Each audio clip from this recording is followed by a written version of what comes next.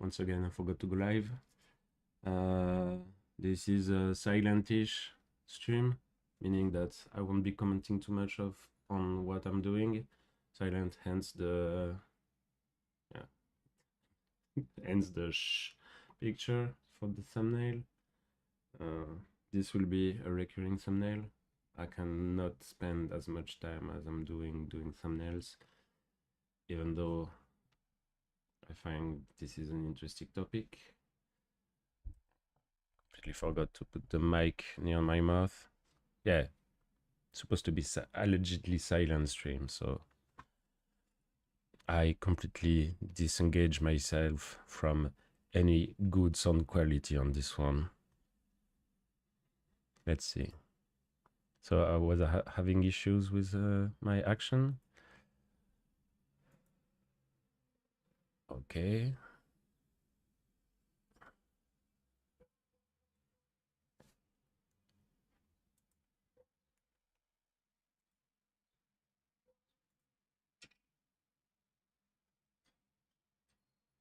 Okay, it stops there. This will toggle the state of all dialogues in this action. This is not undoable.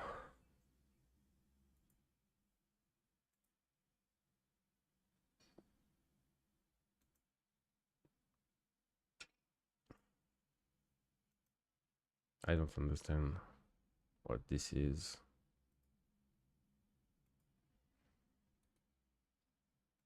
Oh, compile headshot. Remove background. Oh, okay. I'm just stupid. I didn't see that those were two separated actions and not two steps from the same action. Anyway, since this action is the v2, this action is the v2 of this one, I can just delete this one. And now run this one.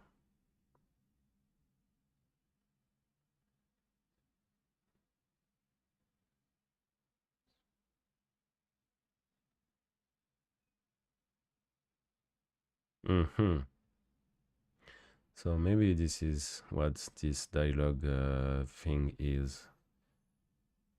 So I want to load the setting. The issue there is that I don't remember. Yes, actually I do remember where I saved it. It's probably in productivity or in my documents. Adobe, no Adobe there. So let's look in documents.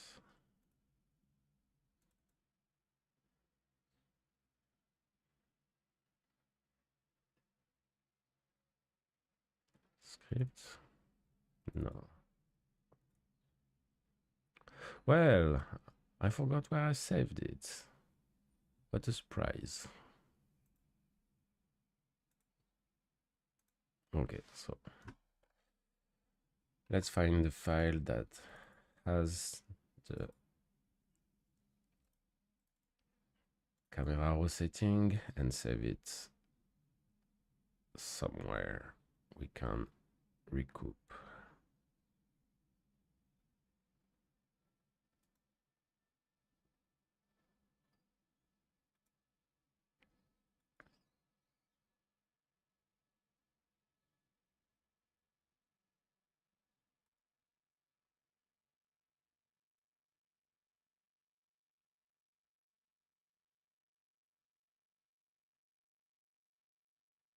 Yeah, we should save it here. After all, it's...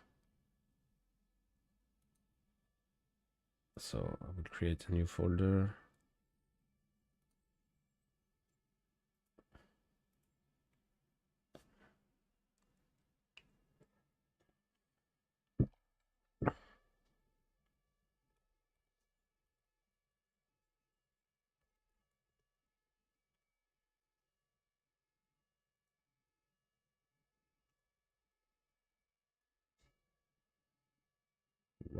What happens?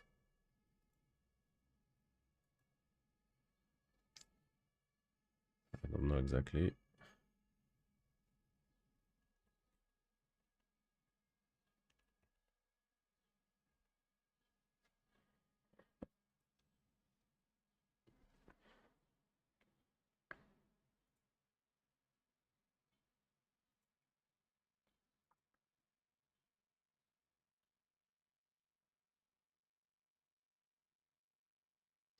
It's been a long time since I've edited actions, but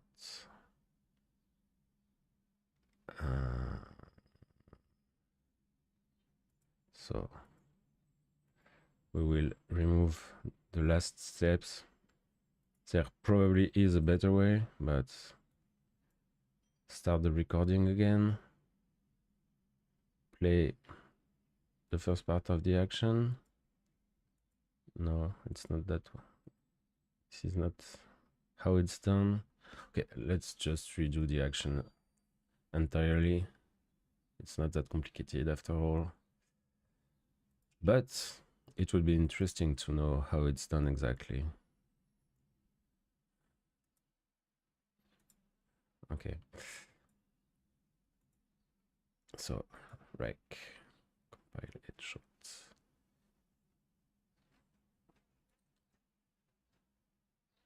First things first.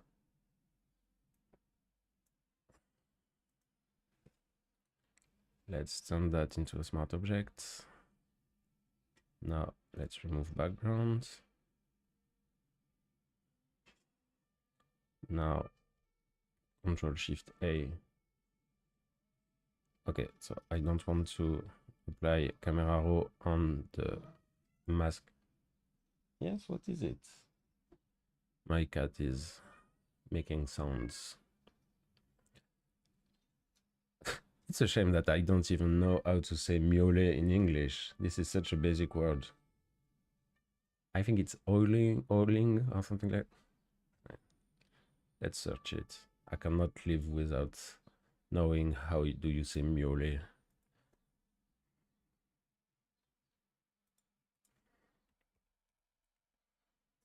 Meow. That's a verb. Meowing. You say meowing. What a strange way. Meow sounds like it's a name, not a verb. Anyways, end of the digression. So, okay, so select RGB channel. Yes, we have to do that. Now, camera raw. Load the presets.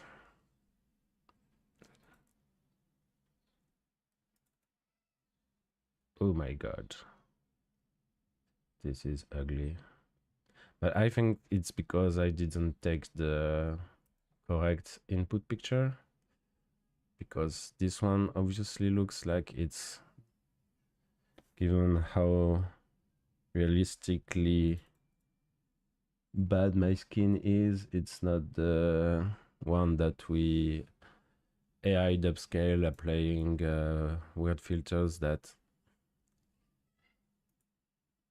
make your face look like it's made out of wax. So this should be enough for this section. No, I forgot to save. Oh my god.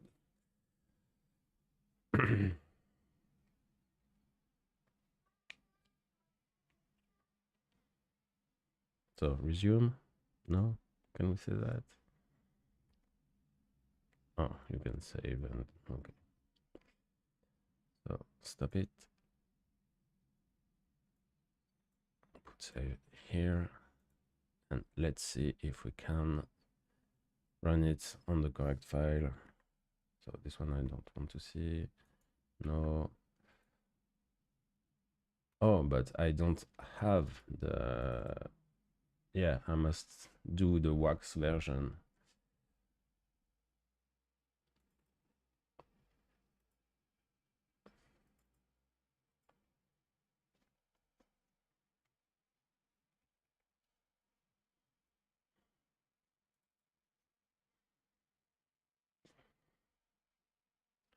It's not very efficient. I should batch the photos, but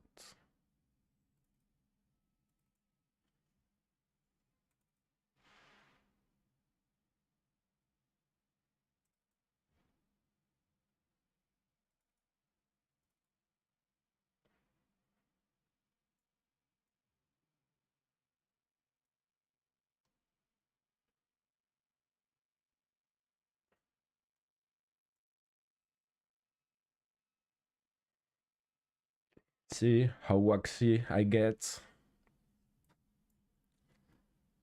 This is so much better than makeup. I already did this joke, but it honestly never dies.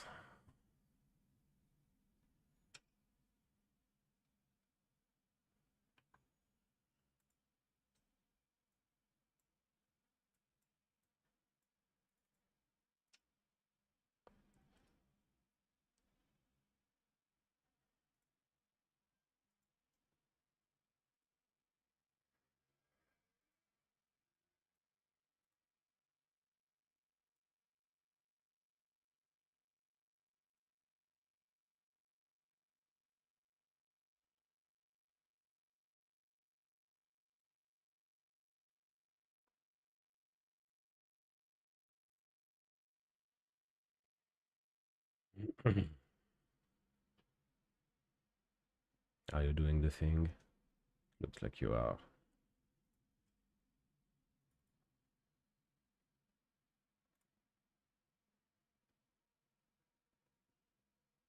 What? No, I don't want to save you as a JPEG. What the fuck?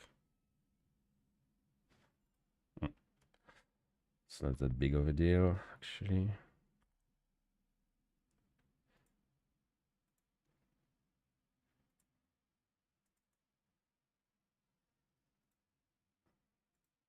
Okay. So, we'll start from...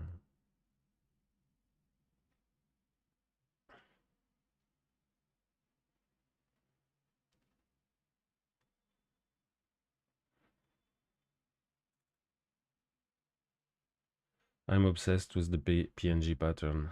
I don't know why. Maybe because I spend too much time. I spend too much time in Photoshop in my life. But I also want one with this. Okay, so this will be live 9.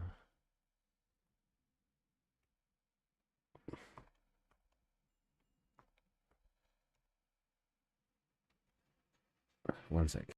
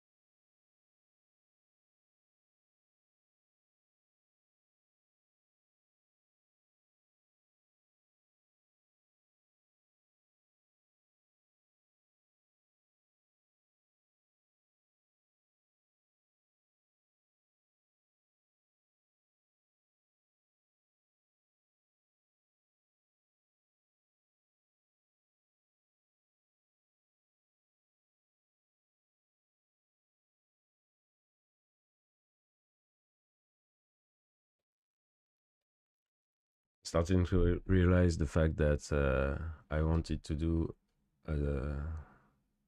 I named the live silent work session, and I turned it into an obviously not silent work session. So this whole idea for the thumbnail is going down the drain. I think you say that. So this is only a work session. And if it's only a work session, what thumbnail should I do?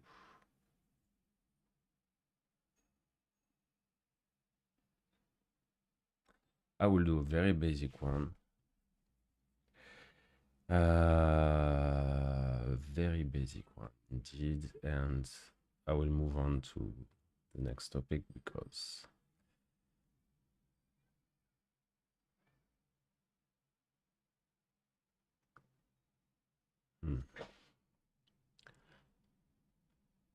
let's not switch gear within the live. We will keep the silent work session. I think after all that silent work session might become a real type of streams, so this would not be in waste. So this is a mess. Let's just delete everything that is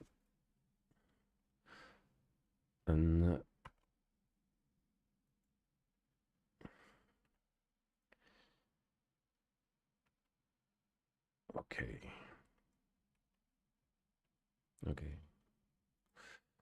Control Alt A it was, and layer, delete hidden layer. Yes, I don't like that. So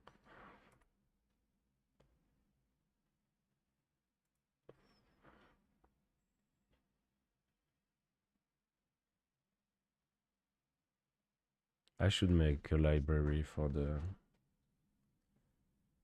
HNTBO assets because I feel this is so inefficient to copy, paste, and just. But I don't know much about libraries. I just use them to bring in colors at the moment. So,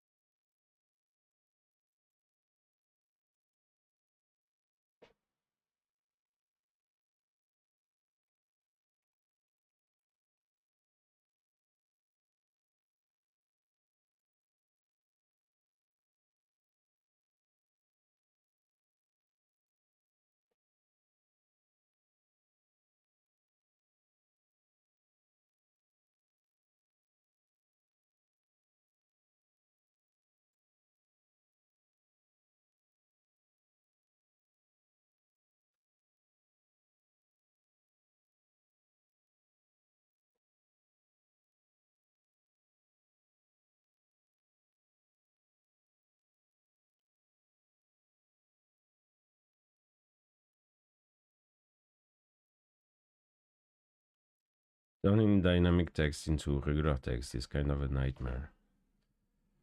It's making the text box super big for some reason, and I don't really understand what it is, but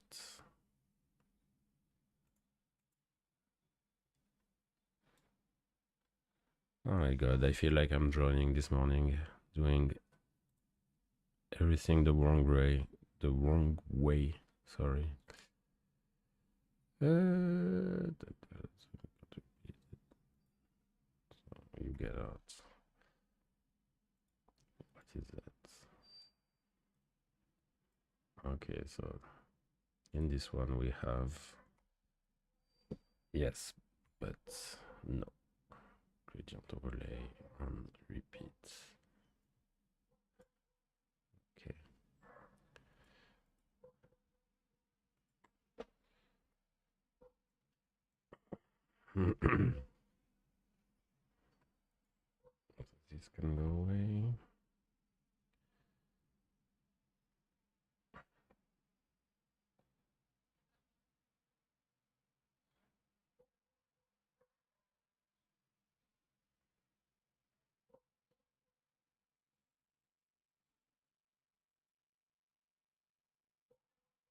This we can keep. We will put the logos in there.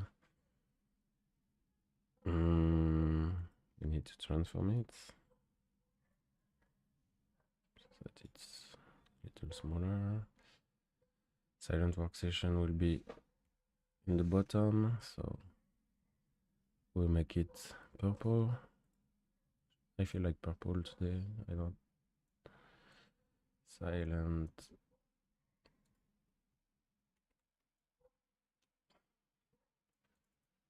workstation.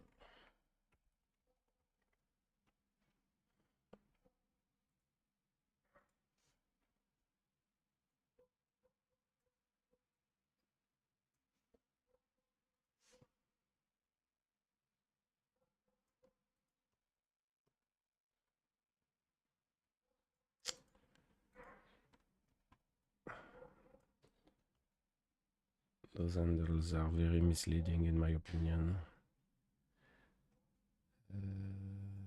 It's not.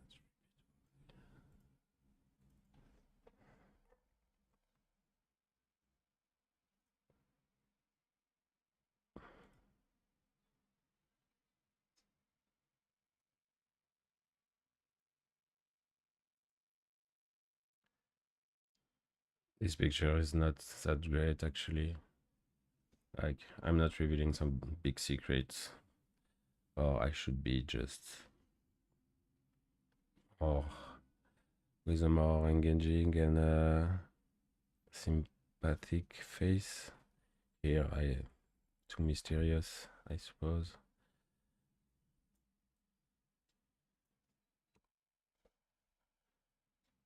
But it's not a complete mismatch either, so it will do for this morning. Maybe for more than this morning, I don't know. Okay, so if I want to make it work, I need to be smaller so that I can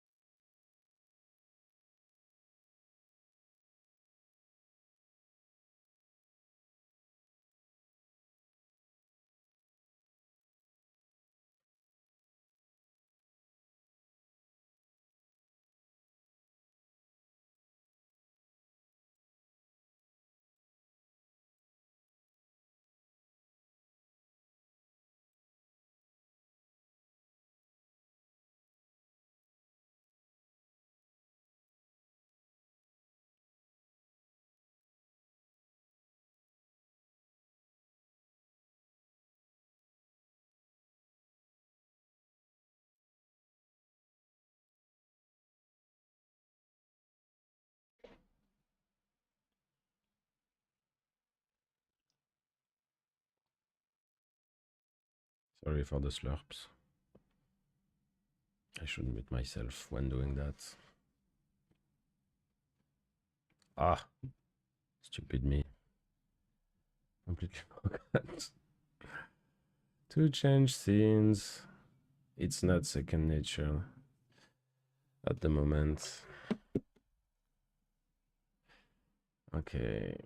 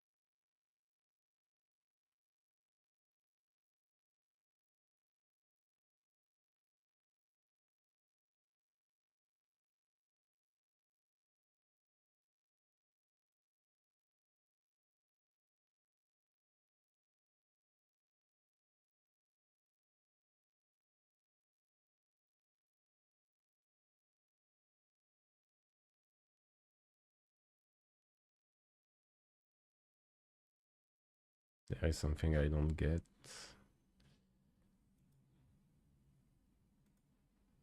But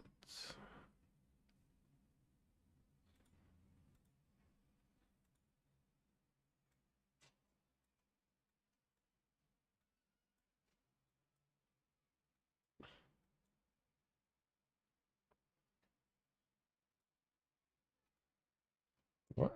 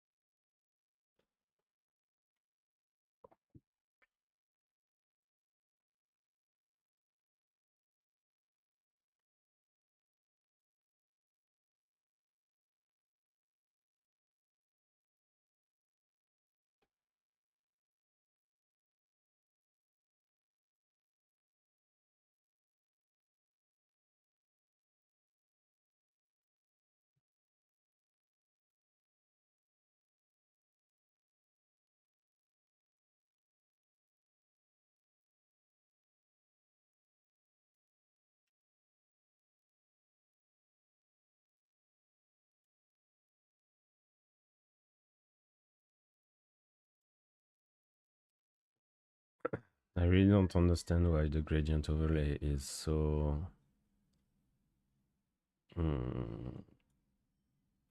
so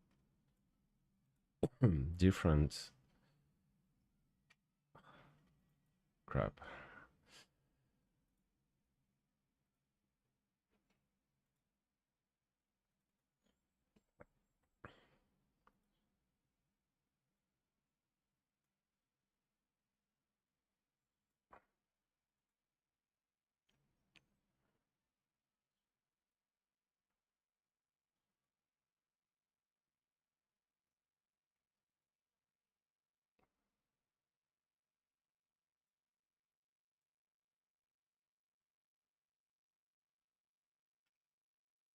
Okay, now let's do the gradient overlay.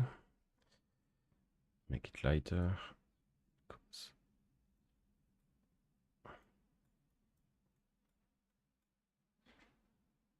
Yeah, it feels like it's not aligning properly to the layers we have. I'm not sure why, but it's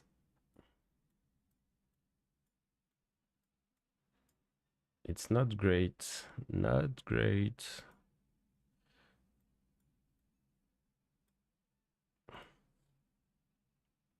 Oh my god. How stupid can I be? Seriously. It's already the third time I'm doing this. Everything is okay. We will just apply the things step by step this time. Because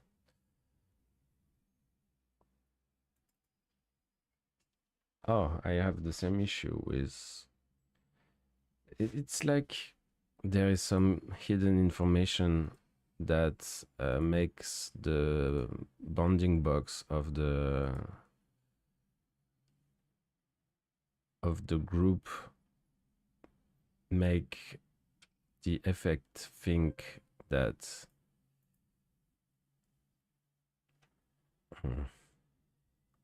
so maybe if I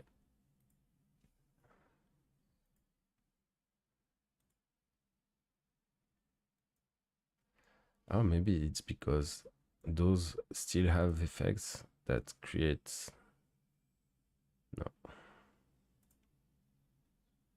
this is weird.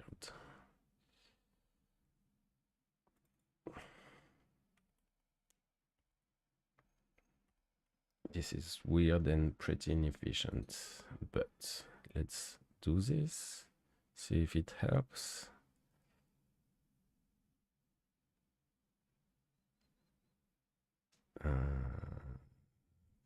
Smart object. It doesn't.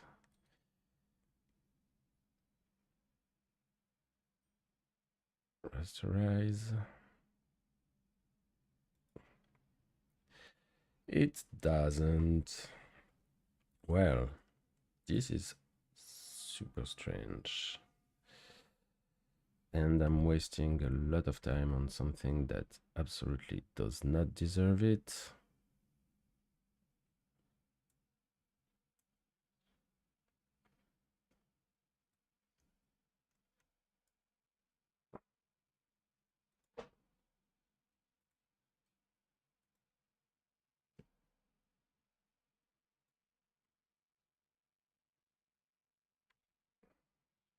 So if I want to go down this road, I should at least make it more easy to read. Oops. We can move back actions there. Meaning the drop shadow has to be further away.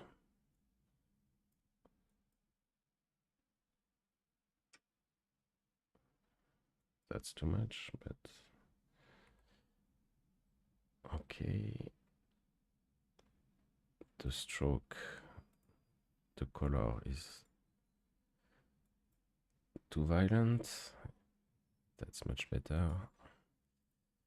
And the gradients. Our friend the gradient.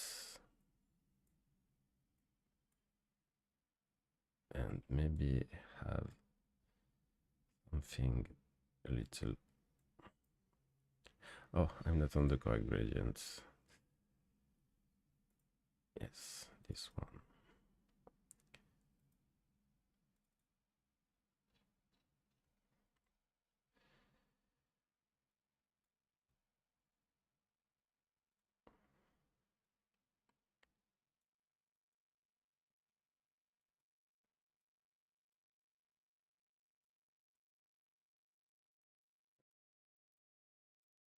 Make it 3 points. I think it's better. It's a bit key, but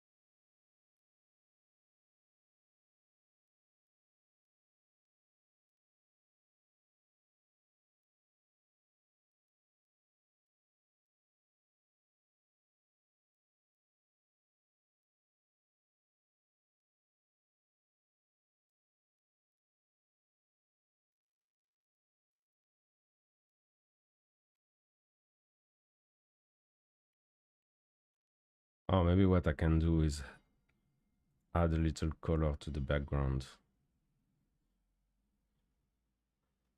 Yeah, let's try that.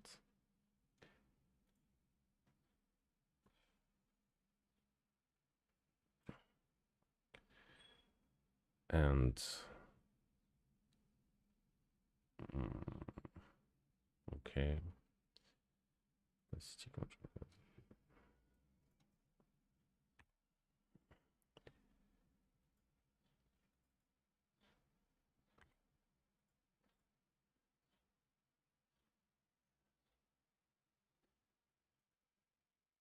Let's switch it around.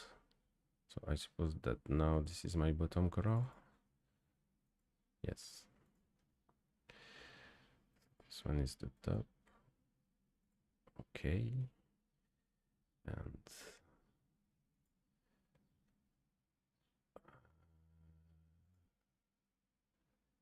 let's go color. Oh yes, I like that. I think we're on the right path.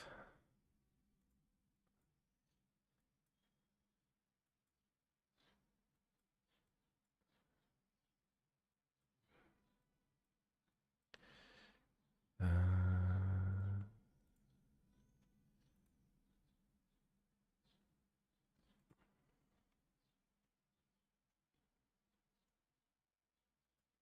is it? Yeah, it's. I didn't do my selection correctly, I guess.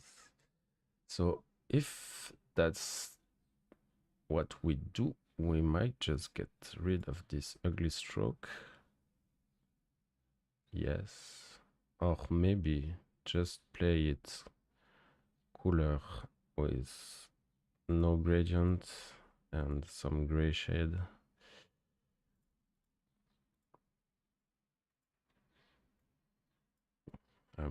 I mean, we can keep the global accent color, but just mute it to make it a little more legible. Yes, I think this is not bad.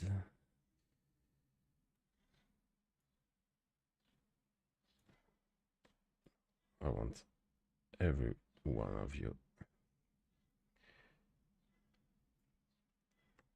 Yeah. Yes, that I like. Ooh, it's been kind of a struggle. Oh, sorry, noises, weird noises. I think we can even make the color of the font much more white. So saturation, it's not, it's this one. Let's go up to. Okay. Now let's bring.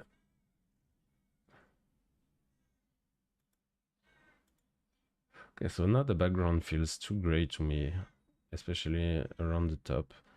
So to remedy that, what can we do? Is it because of the shadow? No, it's not. Let's do another gradient. This time black and white.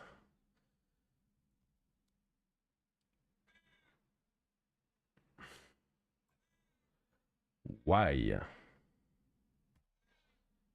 Okay, so it's because I thought that you got your colors from gradient from this part, but looks like I'm mistaken. And now I want just to lighten.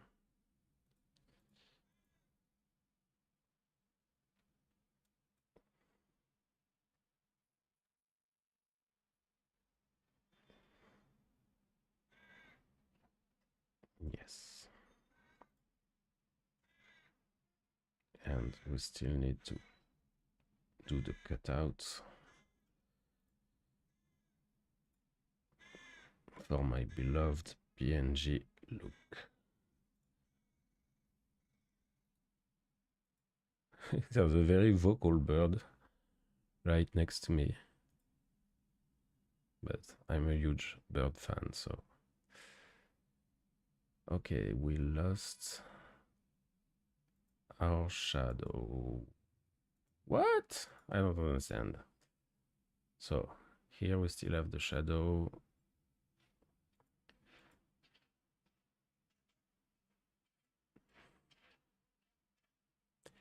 Because we're in color mode, I think. And since we're, yes. So we need to,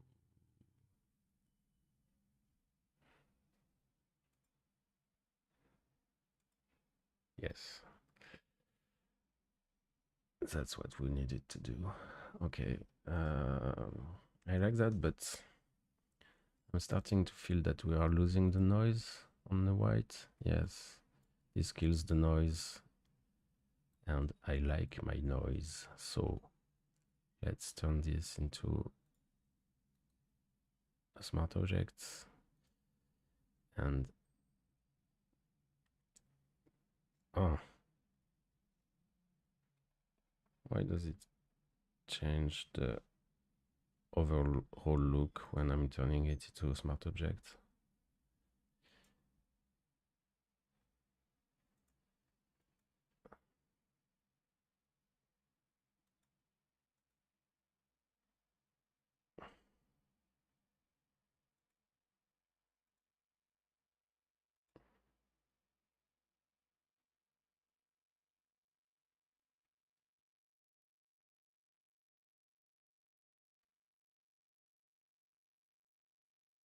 Okay, it's not a big deal. It's still better than this.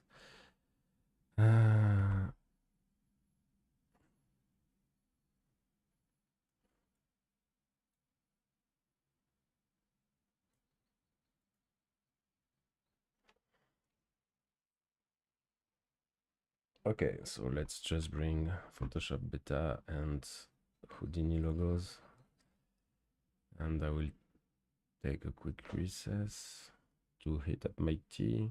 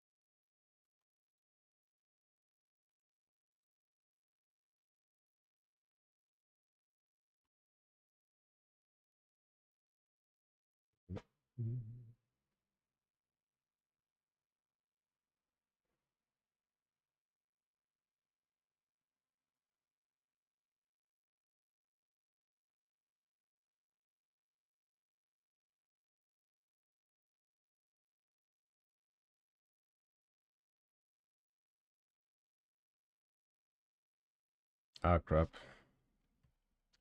Sorry, I forgot that I needed to. Okay, doesn't matter that much.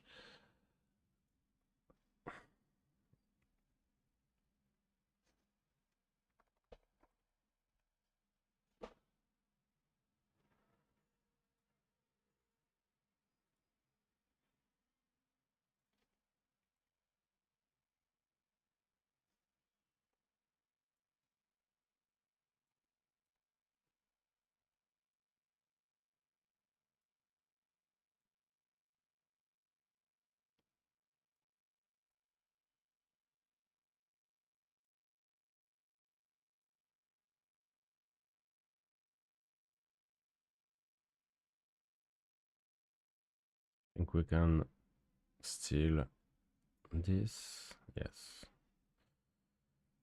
It's not ugly. It's okay. Oh, it's ugly on Houdini. Just get rid of the stroke. All right. Mm.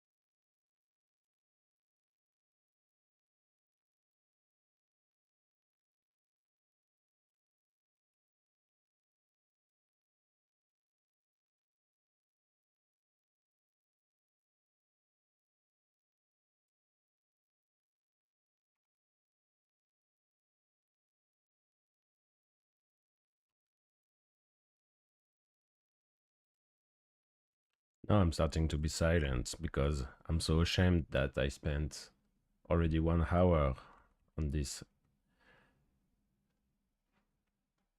thumbnail. I won't qualify what kind of thumbnail it is because this would be rude, but there we are. Okay. I think that's enough. At least I'm experimenting with some type styles. So live 09, it's done. JPEG, and let's save it in the posted folder. Yes. Okay, now we can change it within YouTube Studio real quick. Change. Yoo-hoo. We do have a thumbnail. Awesome.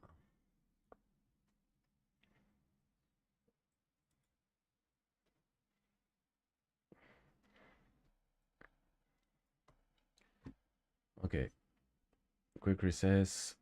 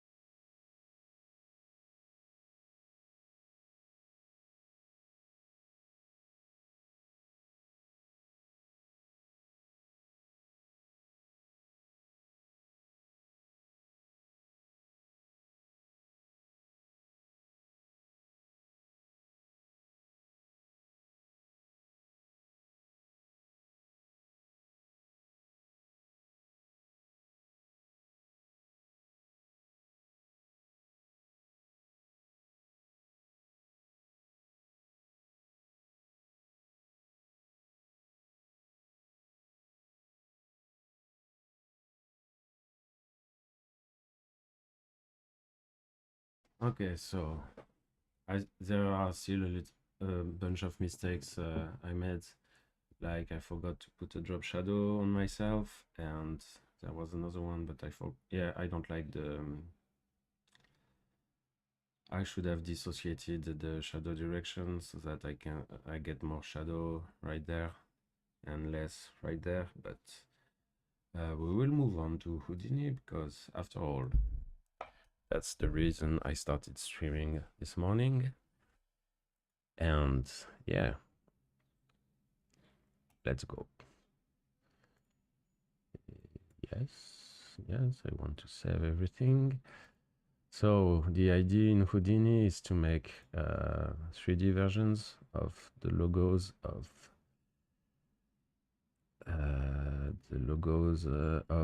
LLMs, because I will use them quite often in my thumbnails. So I figured that I might as well have them modeled in 3D so that I can use them more easily down the line. And I will skip these updates because I don't want to reconfigure my mouth and things like that. I might need to do a quick workspace adaptation, a desktop I mean. In Houdini it's called the desktop, because I usually work with my two screens, but since I'm streaming I have only one available. So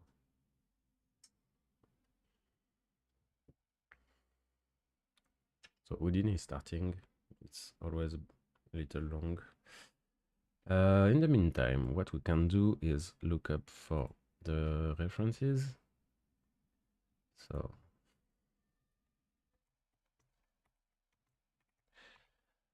I see two. So the ChatGPT logo, how many branches does it have? 1, 2, 3, 4, 5, 6. So for this, we need to do an isosceles triangle. So single screen, do you? Yeah, I have one single screen. I already had one single screen desktop. I feel that the UI is quite big. 155. Okay. Once Houdini has started, once the other startups are much more fast after that. So, and I find it easier to tweak the UI scale directly in the UI profile than in the software itself. So that's why I quit.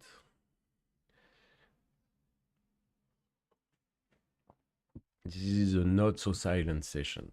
I should call them that. Anyways, generating new icons. Great. Yeah, that's much better.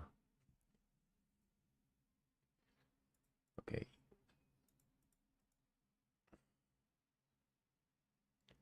Single screen. And let's go there. So we will save a project in our HNTBO folder. This will be the first one we ever make. So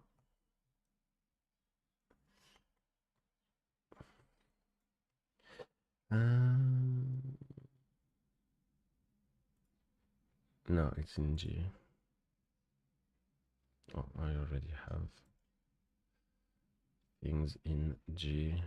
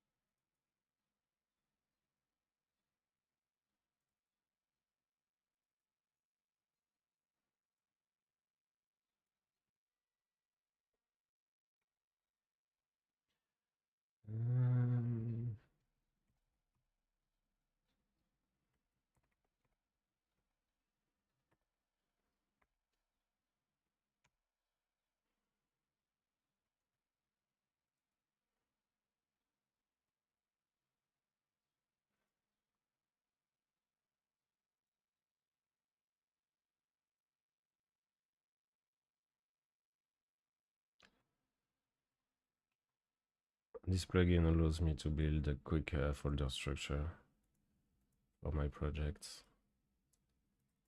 See how nice it is? We'll add it to the sidebar.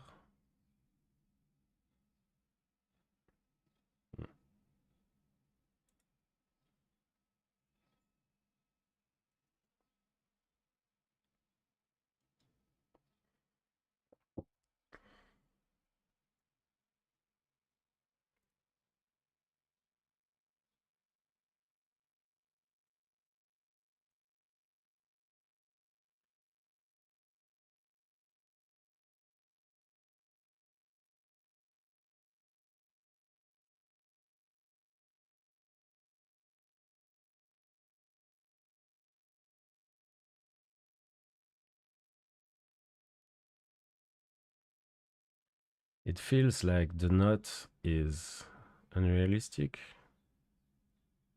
It is, yes.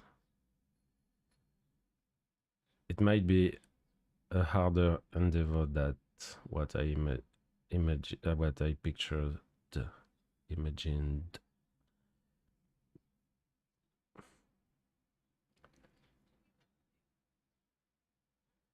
Because the triangles,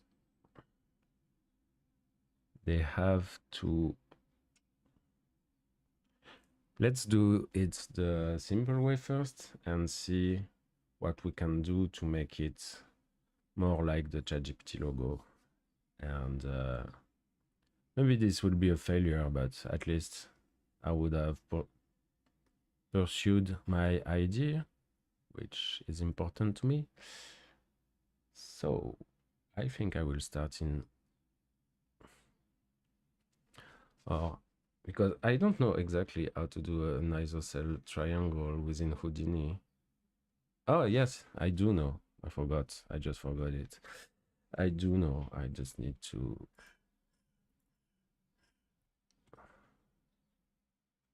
Uh,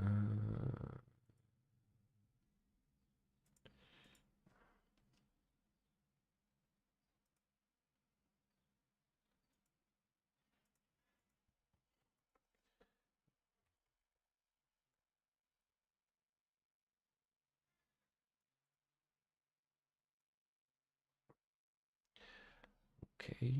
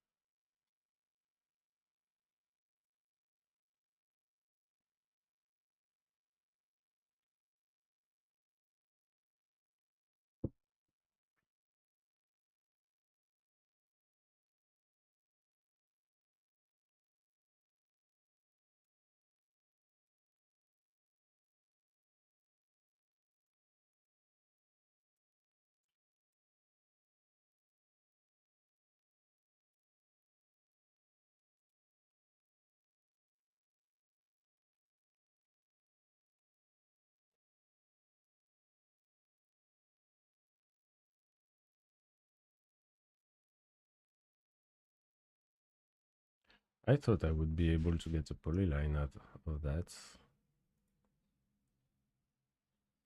I've done that countless times, and this time it's not working. Off to a good start, are we?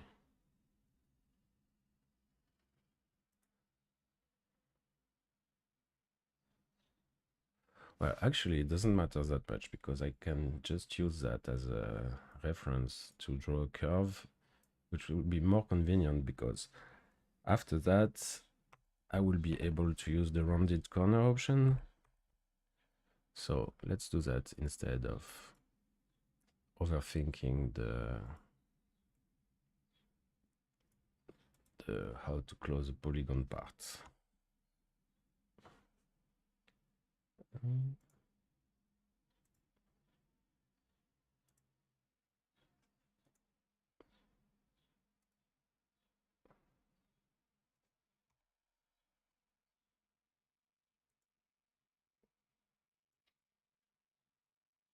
you're a polygon too. That's awesome. So the rounded corners.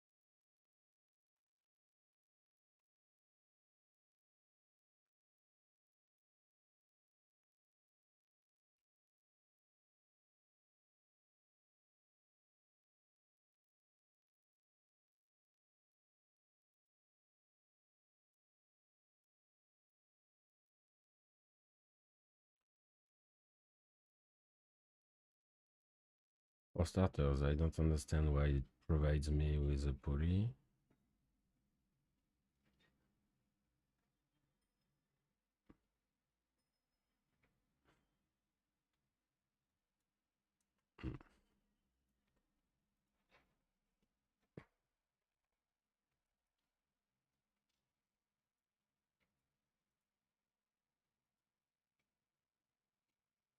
Okay.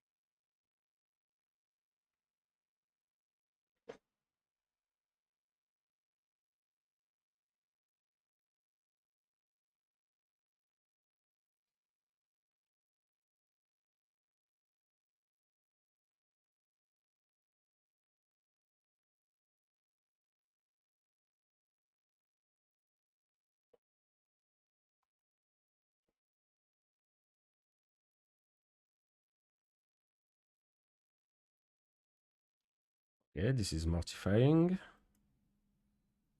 Really looks like I already said that I don't want to frame myself as an expert, but here I just look plain incompetent. Anyways, that's the game I chose to play. So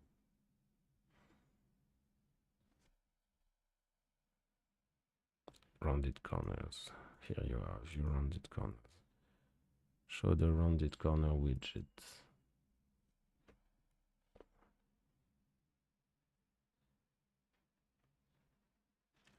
I don't understand why it's all grayed out. I mean, why is that?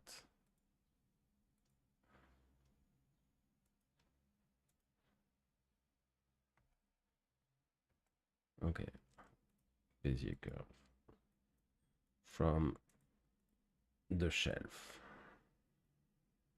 Now we get to rounded corner. Huh. Let's dive into the curve objects. We still get to rounded corner. Gee, no.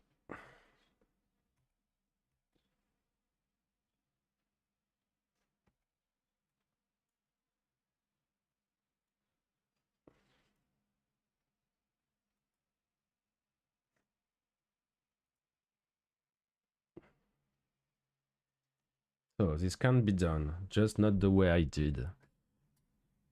And I have zero idea why. But does it matter?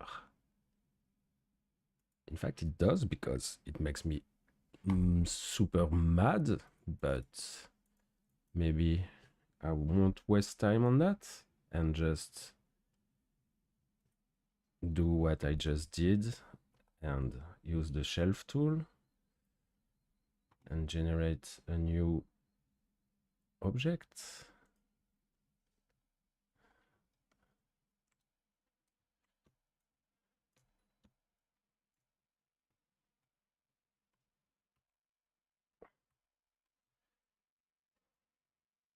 I'm losing my mind.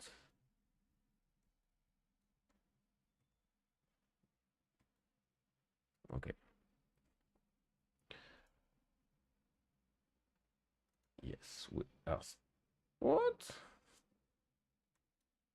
Oh yeah, because obviously in object mode, I cannot have the template. So maybe I'll just get the poly version so that I can see it.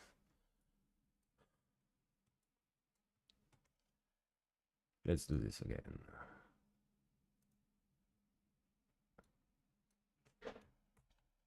Yeah.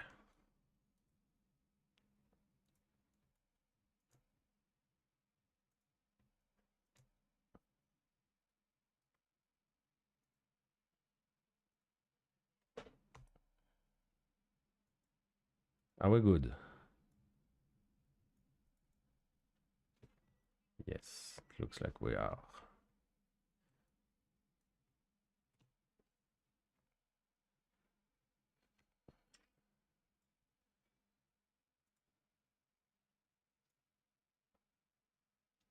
Okay. This is a start.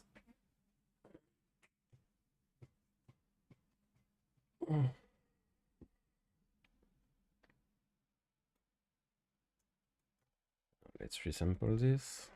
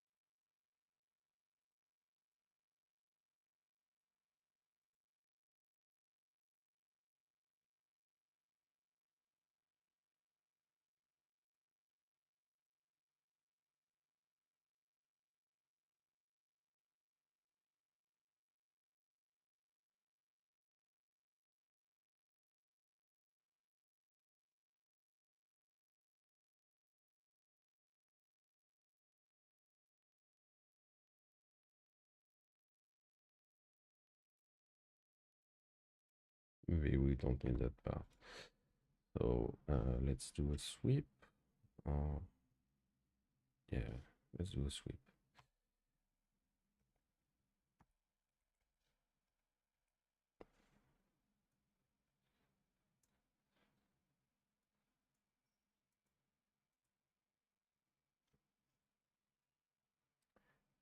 And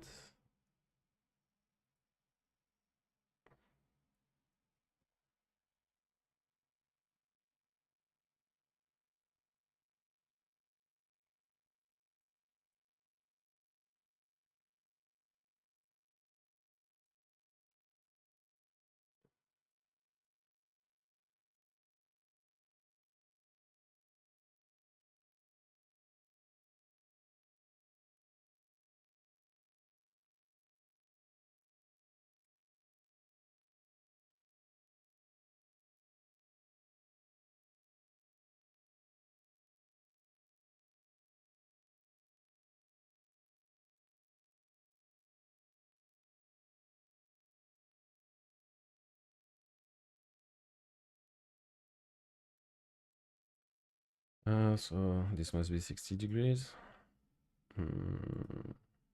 On the z-axis, yes. Oh, except that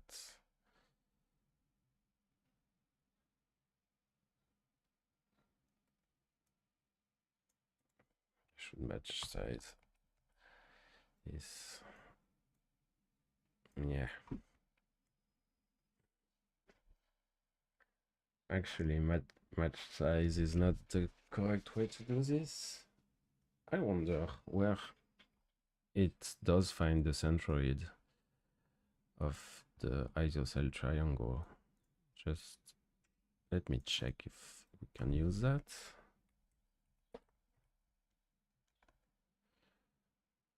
So, one sec. So here we are. Let's move to the front view.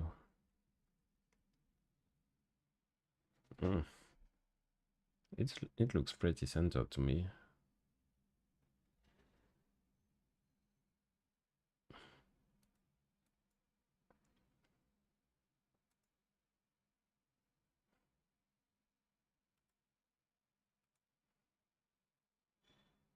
Yeah, it is. At least the centroid is centered. So the fact that it's completely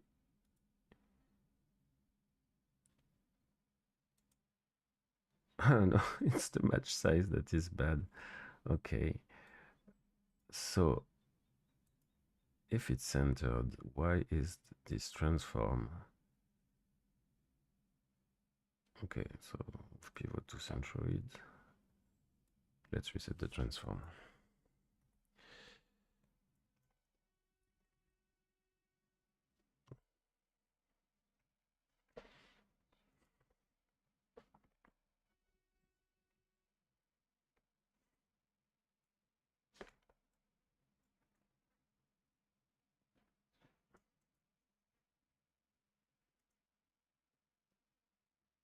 This is super strange.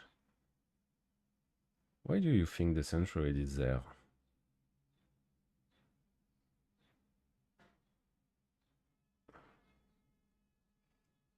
So we will need to transform the pivots. Oh, it's even... What? This is so strange.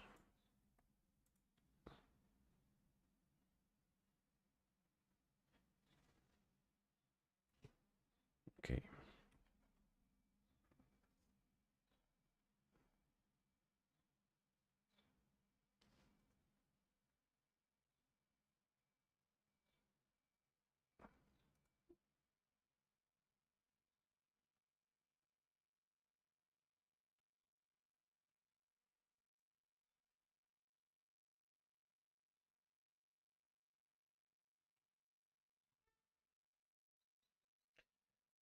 Not really sure what's happening here, but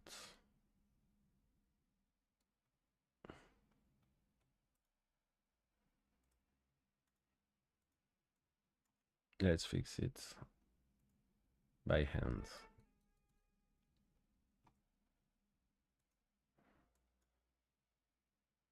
Okay, so now we can rotate 60 degrees at least. At last. I don't know. So now that we've done that,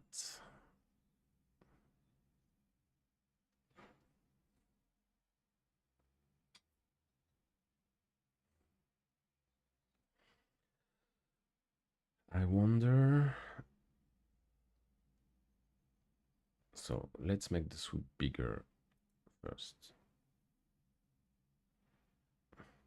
It's not really that.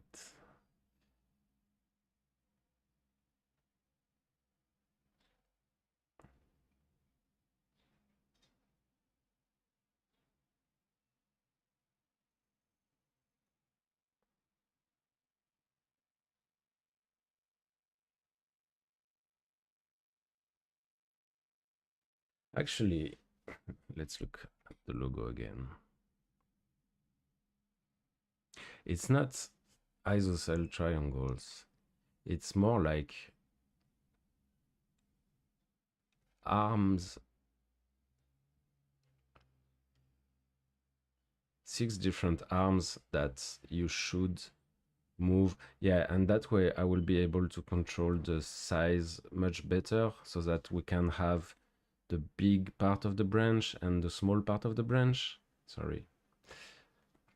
I wanted to look at you, but I was looking at myself in OBS. Beginner mistake. Yeah, this will take a lot more time than what I initially had in mind, but we can probably manage. So what we need is to keep part of our curve for our sweep. So let's start over from there. This is what we need, but we only will need, I'm guessing,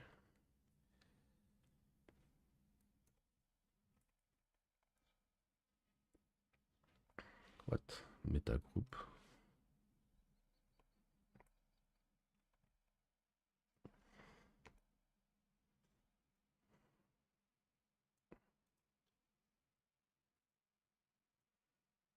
Okay, let's just quickly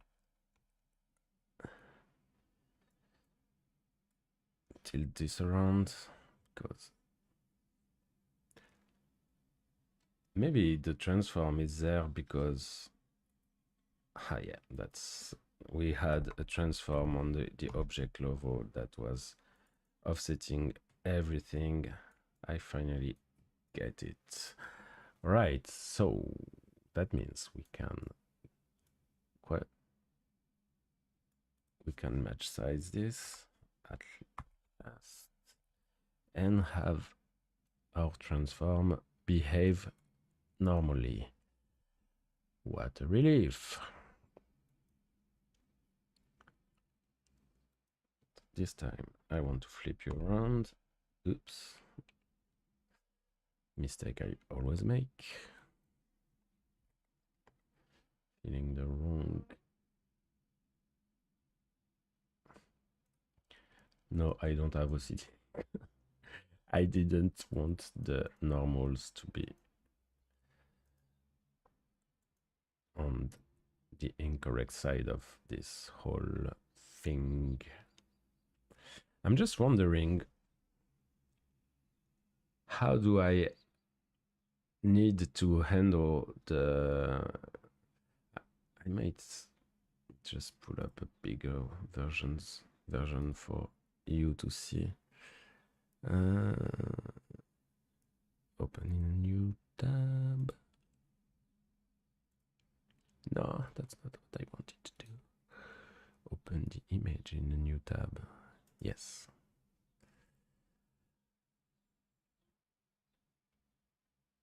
Except that this one is much clearer.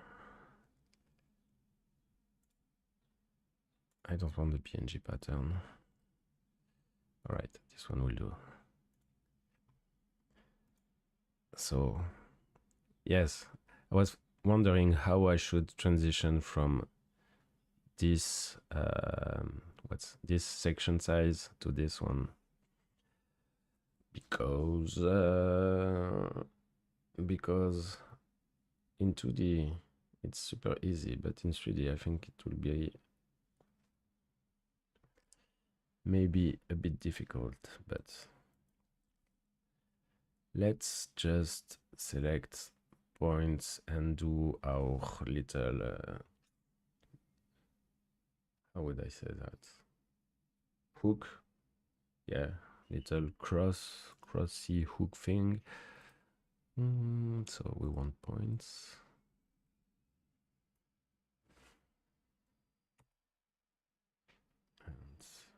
What's my selection tool?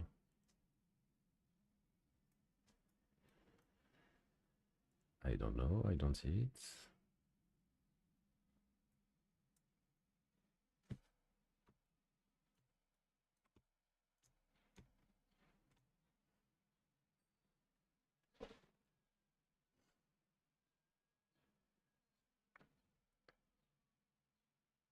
Yeah. Maybe I should click on the correct thing. I think we'll take everything that is straight up until there.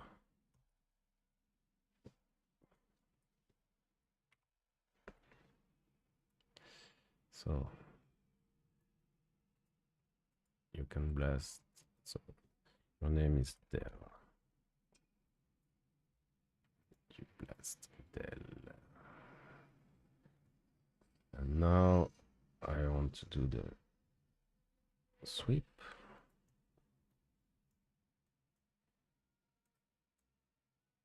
Except that I don't want you to close. So this time we will need the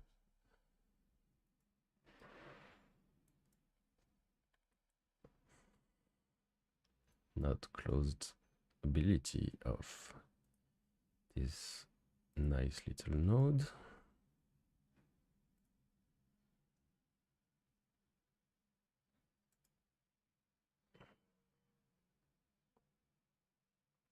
How many points do I have?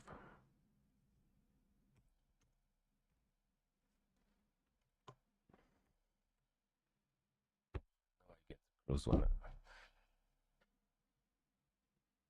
Ooh. Ah. Oh. No, it's not closed. It's opened right here, but the numeration makes it so that it's I just have to shift the numbers. So no, it's the sort node.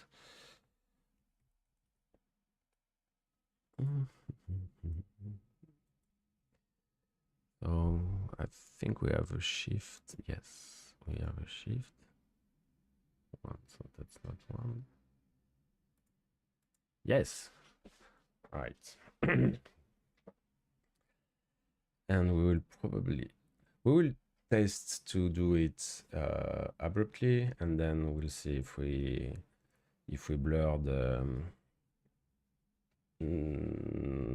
the section of the sweep, but just so that we have a view of what we're doing, let's just add the sweep right away and remove the points. Maybe so we will need a larger section to begin with, and so the even a larger one, this part, but we need this to have a consistent curvature. So that means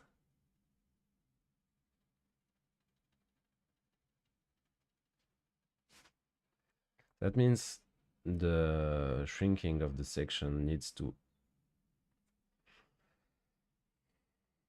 happen in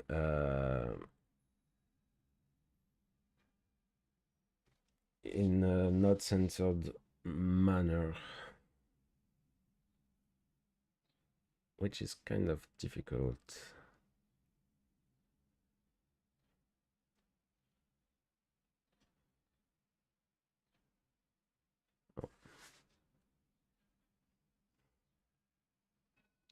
Maybe I need to bend the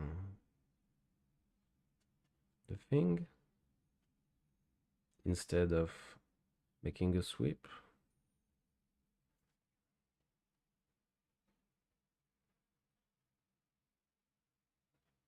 Let me think.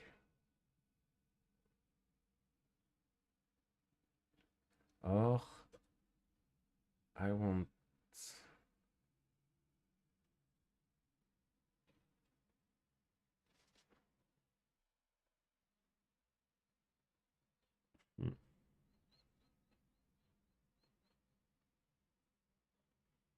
interesting problem.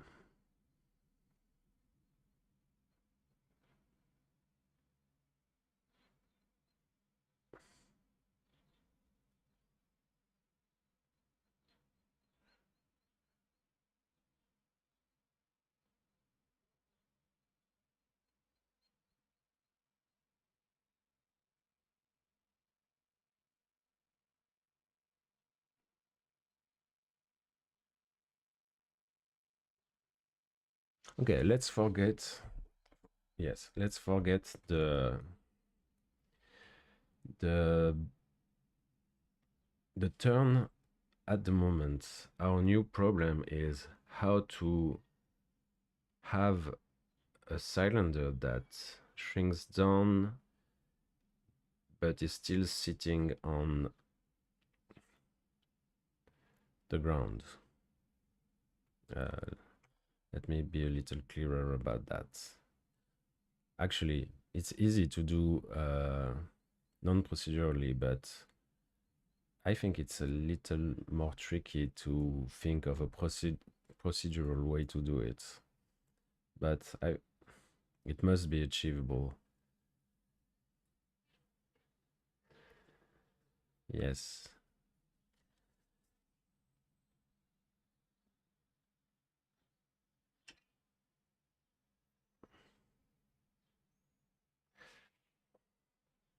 Let's do it non-procedurally first.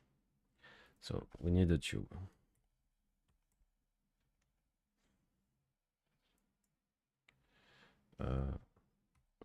Yeah, we will keep being in the middle.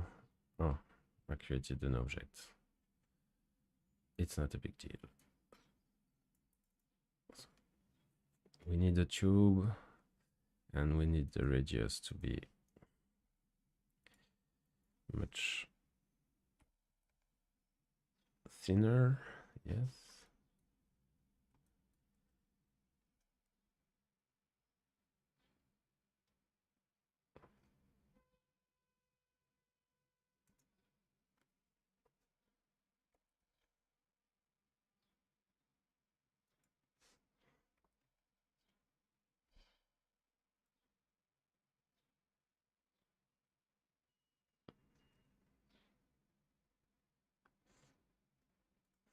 So to do this on procedure, not in a procedural manner, let's start from there. But I really am curious to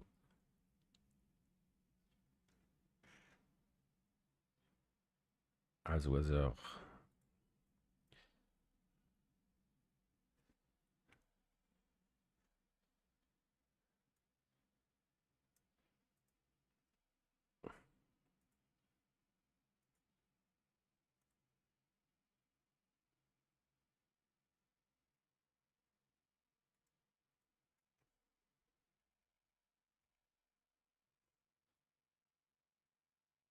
actually I should do that the other way around.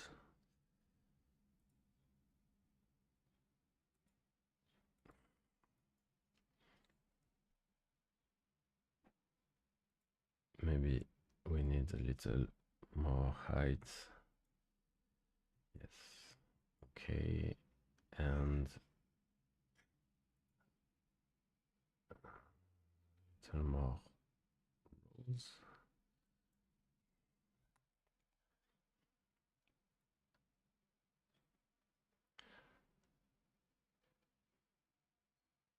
Okay. Now let's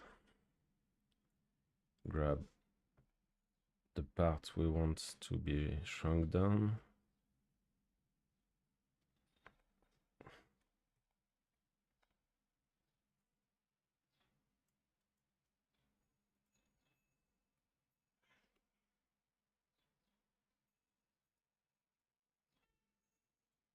Let's say this.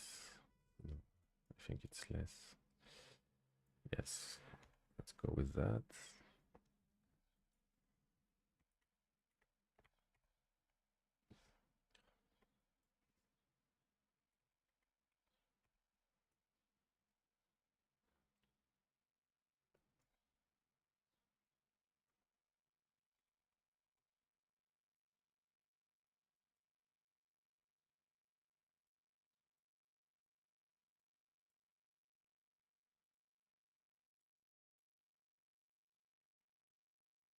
So we need the center of the transform to be approximately there.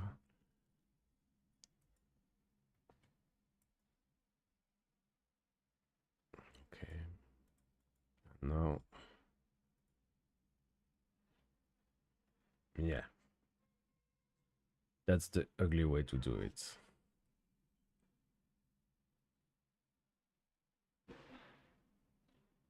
Pretty ugly indeed.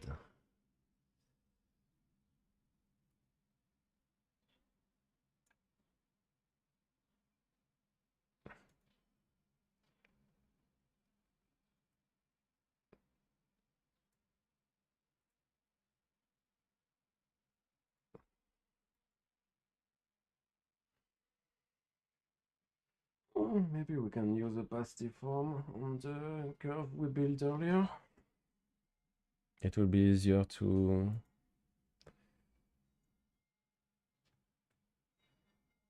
Yeah, let's try that.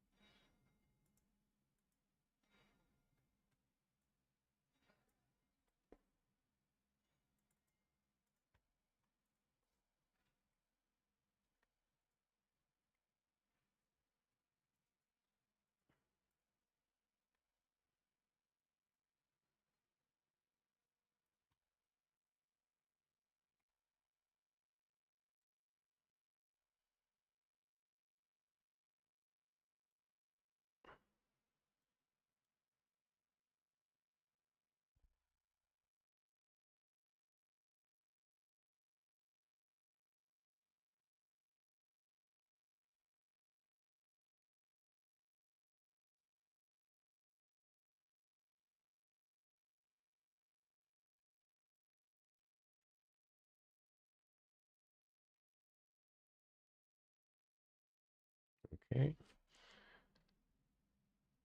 I mean, we are close. It's not the correct way around, so maybe we can sort the points again and reverse.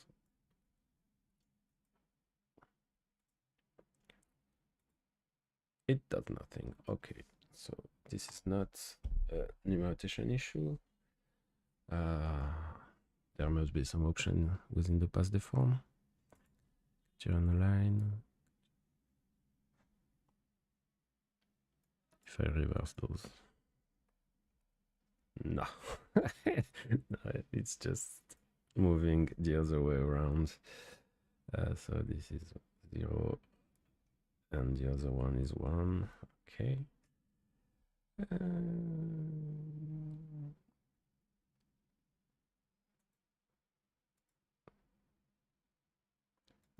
Yes, reverse curve. That was easy. Okay.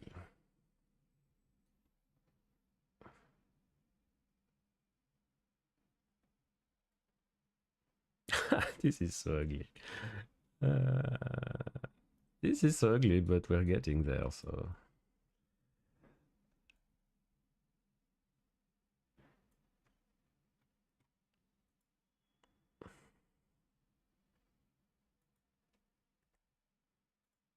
Okay.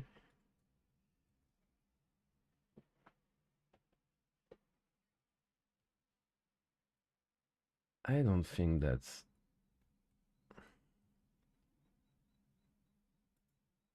Yeah, we are not making the full curve.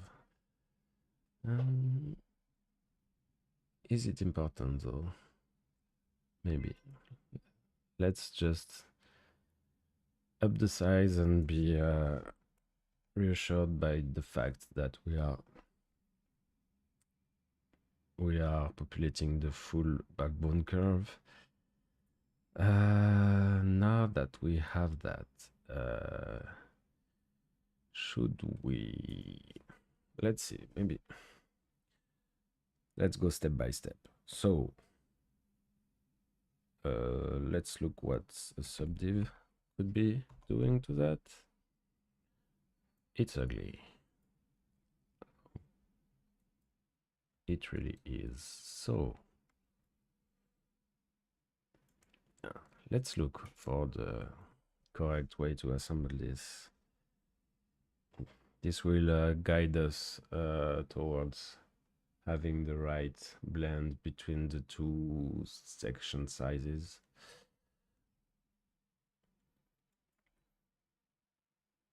So I want a copy and transform node. Okay, maybe we should match size before, just in case. Yes. So we want 6 copies. And we want 60 degrees rotation on the z-axis and probably some other value on, I don't know what axis, but okay, so this is not it. So after the match size, we will do a transform. Not after the copy.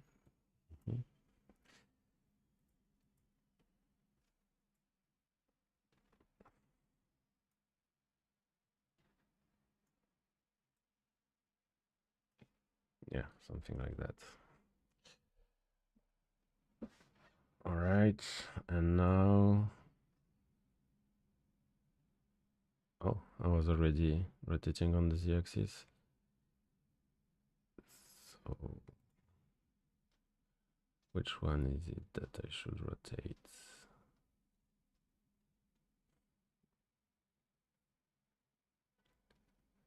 This is so much trickier than what I anticipated.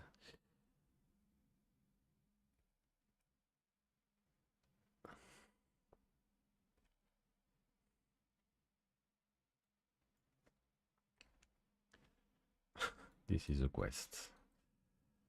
This is a quest. Yeah, I need to bend the... But at least I know I can do it because of...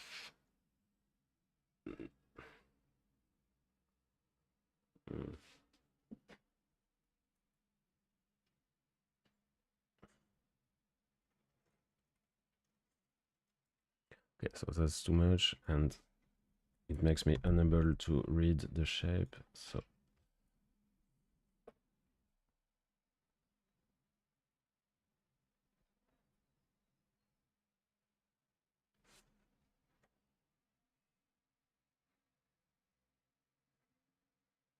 it's like a Scooby-Doo.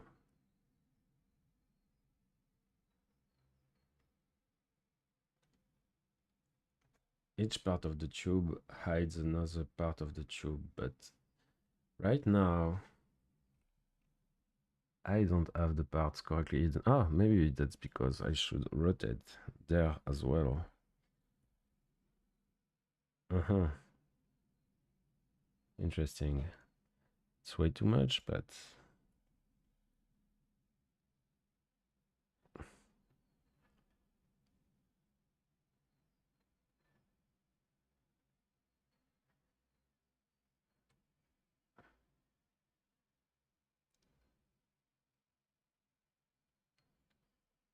Okay, I shouldn't use the copy and transform node.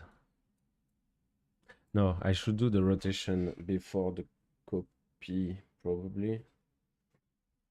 Oh, I'm kind of lost.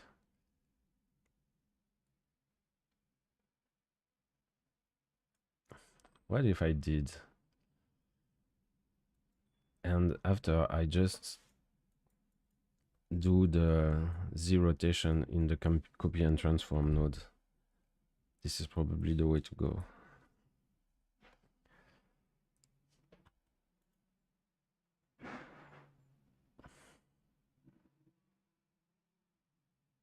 I will make another transform.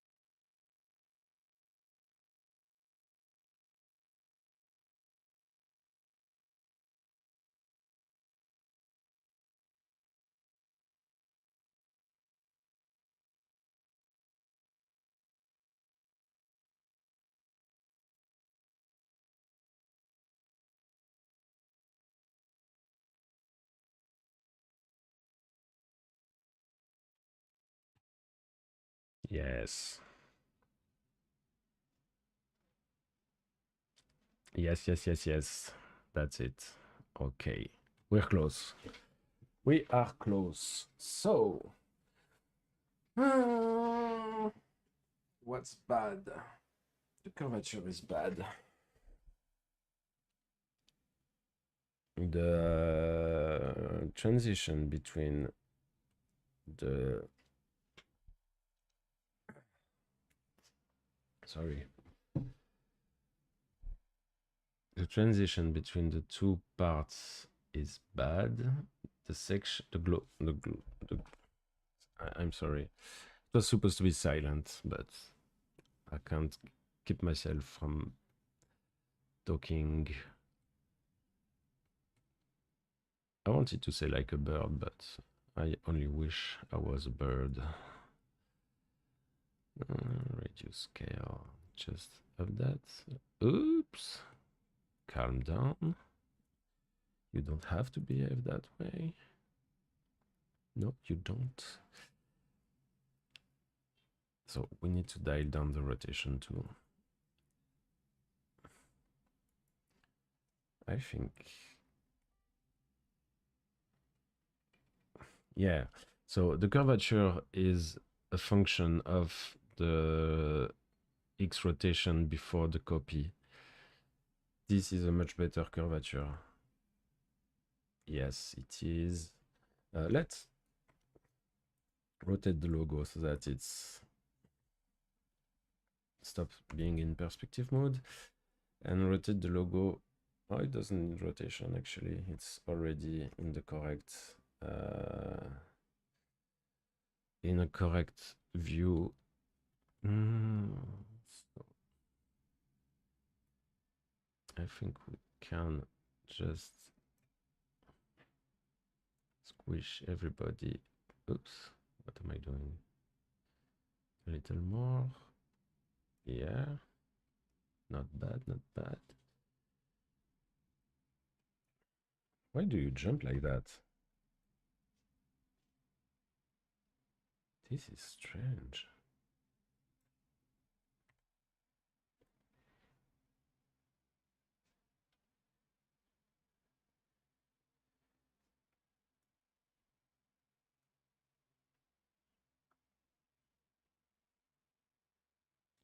I'm not sure what's happening here, but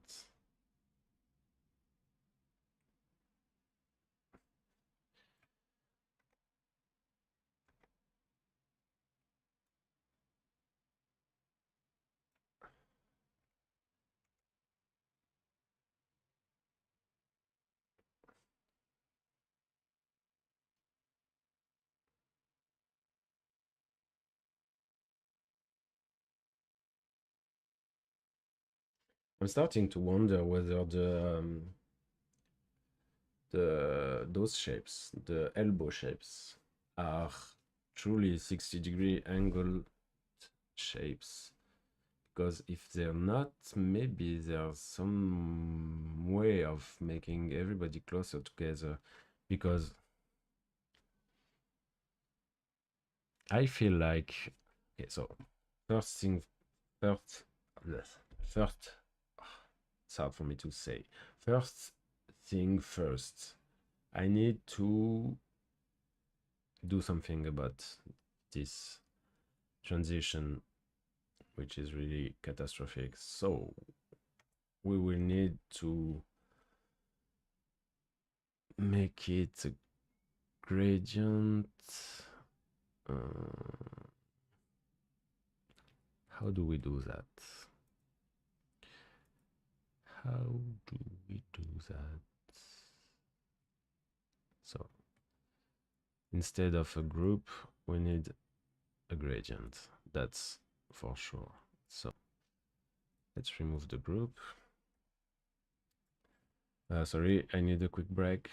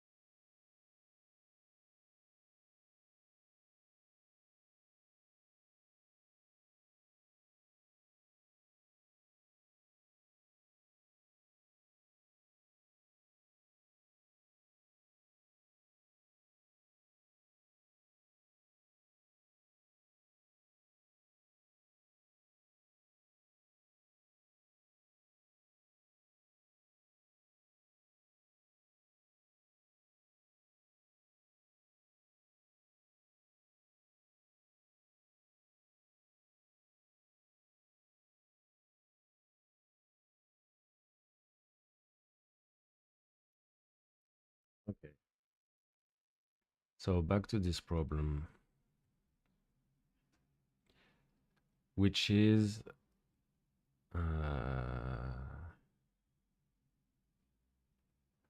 having the section of the tube shrink down, but while being still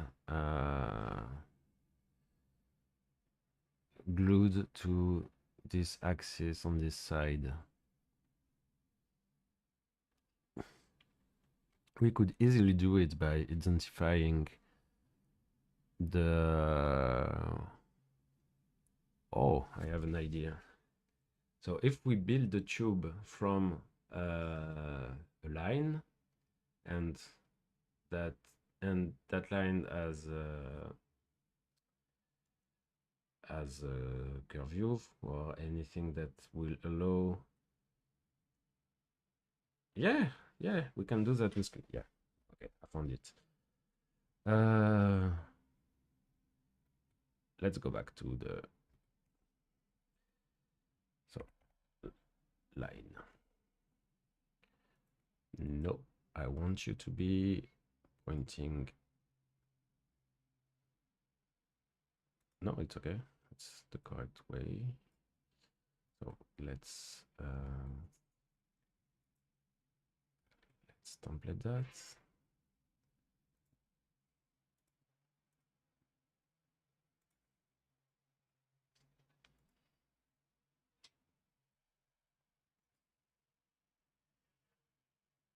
Yeah, it's 2 meters long.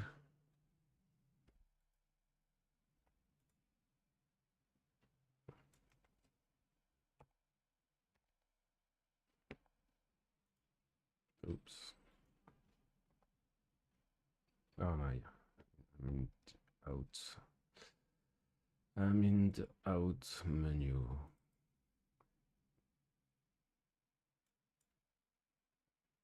I keep hitting caps lock instead of tab.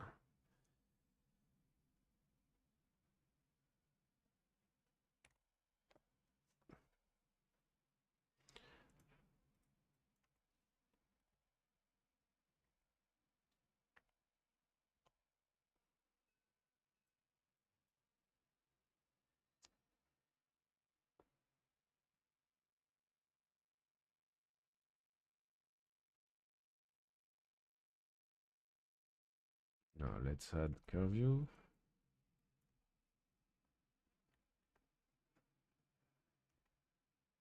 Nope.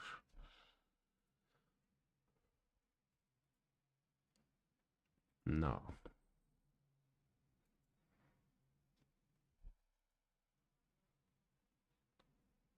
And then we will be able to manipulate curve view as we see fit. Now let's build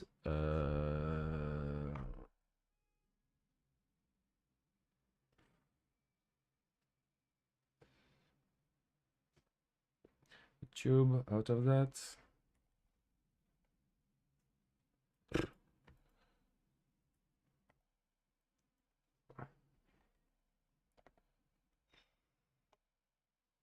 Okay.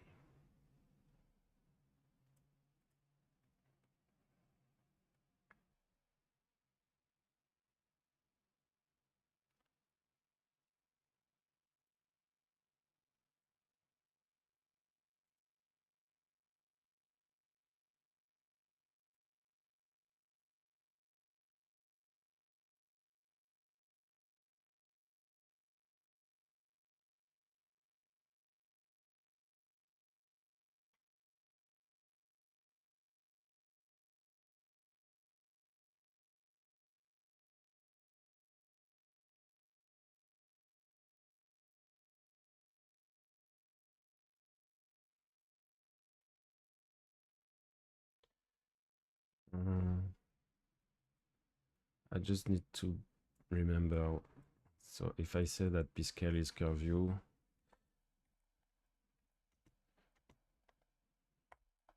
oops.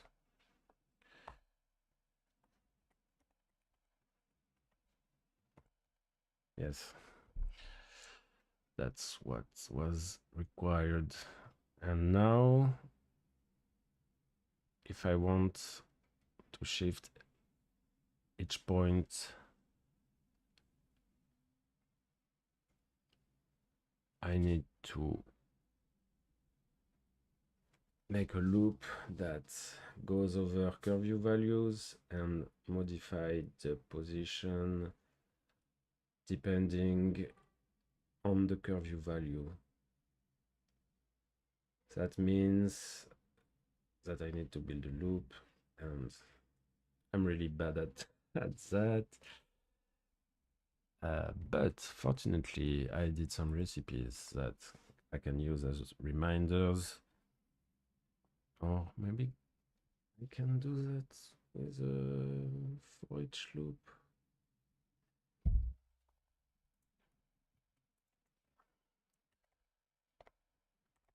For each point.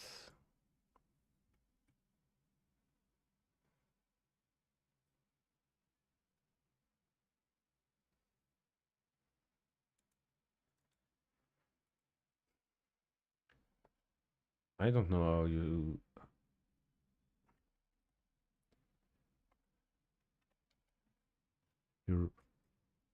refer to that.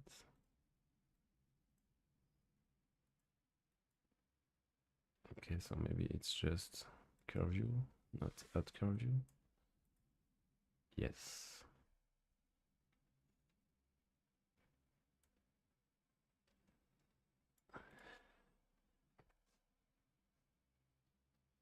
I don't think I need that actually.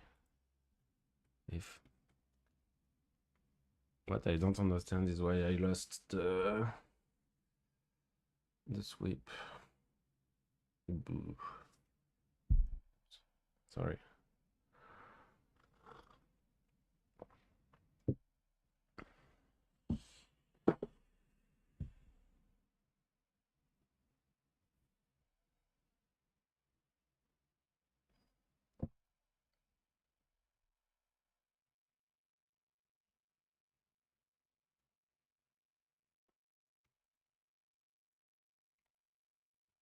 I don't know why I said I need a loop. I don't think I do.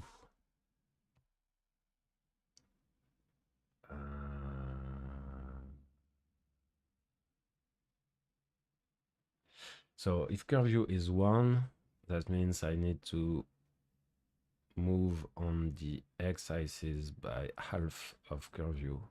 So at p point x minus equal at curve u times 0.5.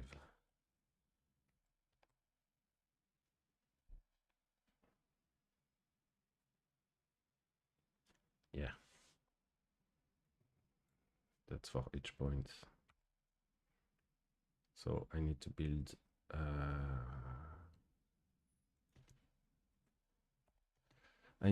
the array with, we'll do that in the wrong goal.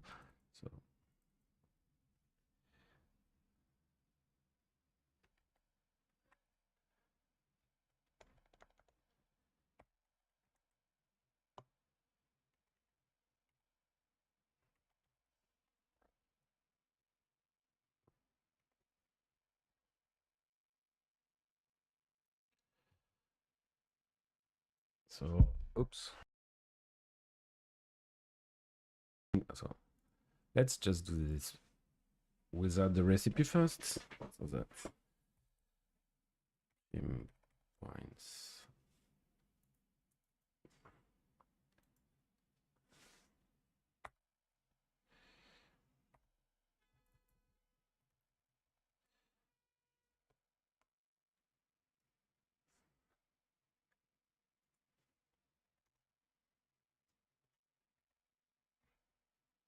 And this is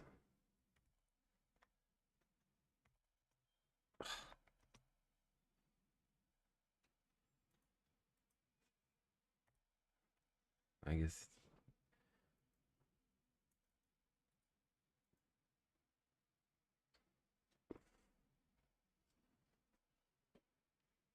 Geometry premium.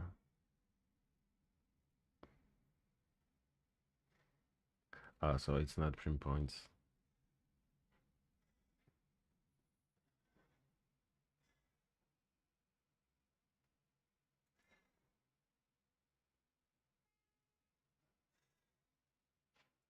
Is there something like detail points or all points?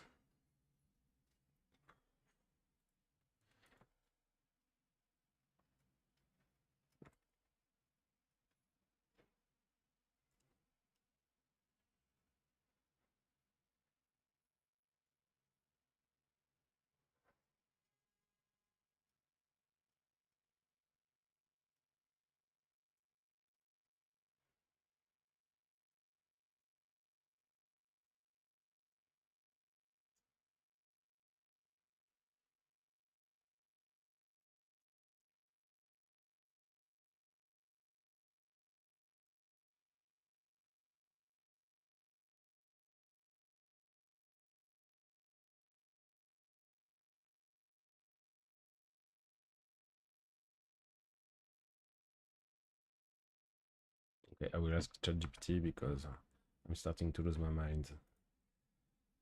Houdini. Please help me remember, how do I add every point of a piece of geometry inside an array in Vex?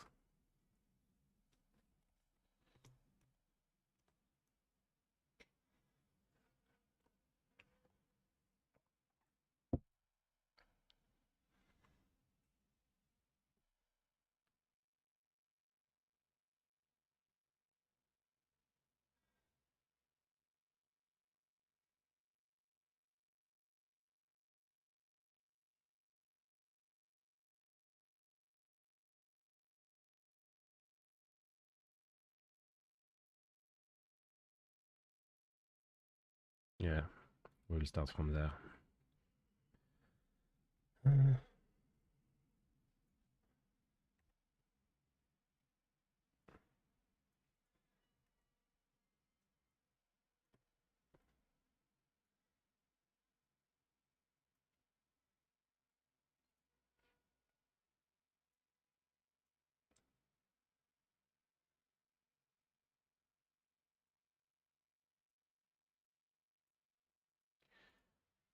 And now what we want to do is the operation we had earlier, which was something like that,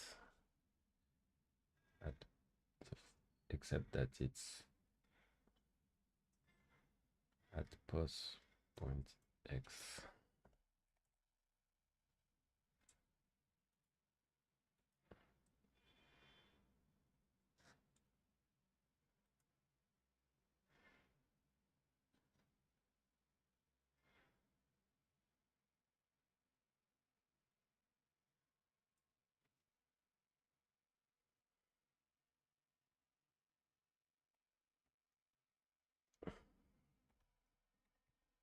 If I'm not mistaken, that should do it.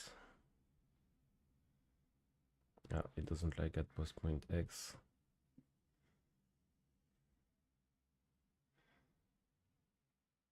Yes, because and it's not doing anything.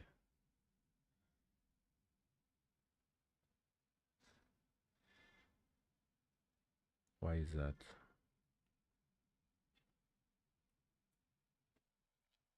Okay.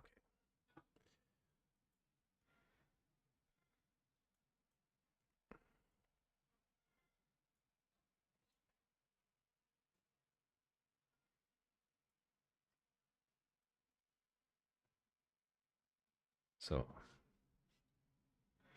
I'm getting the point information for each point.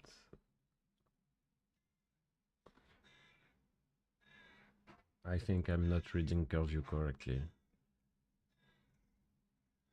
So for each point I need, okay, so I'm on detail, which what is that?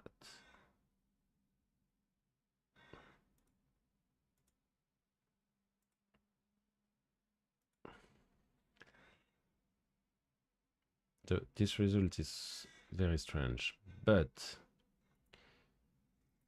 I think there's at least one big mistake I make is that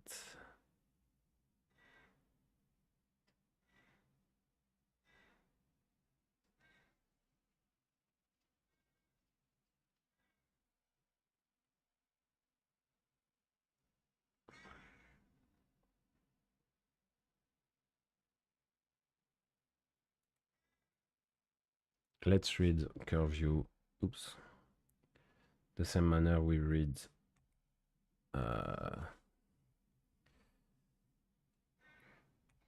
so it's not a vector, it's just a float.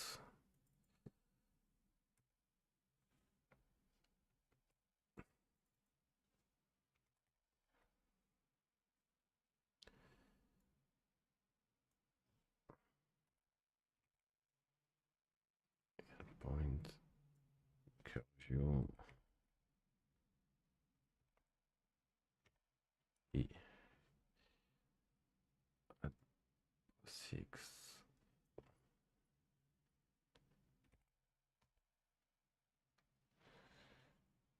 This keeps getting stranger.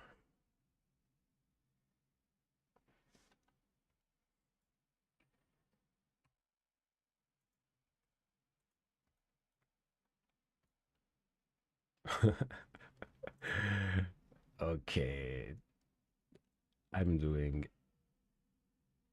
what I'm doing is not correct at all. I currently don't understand why, but I will get there eventually.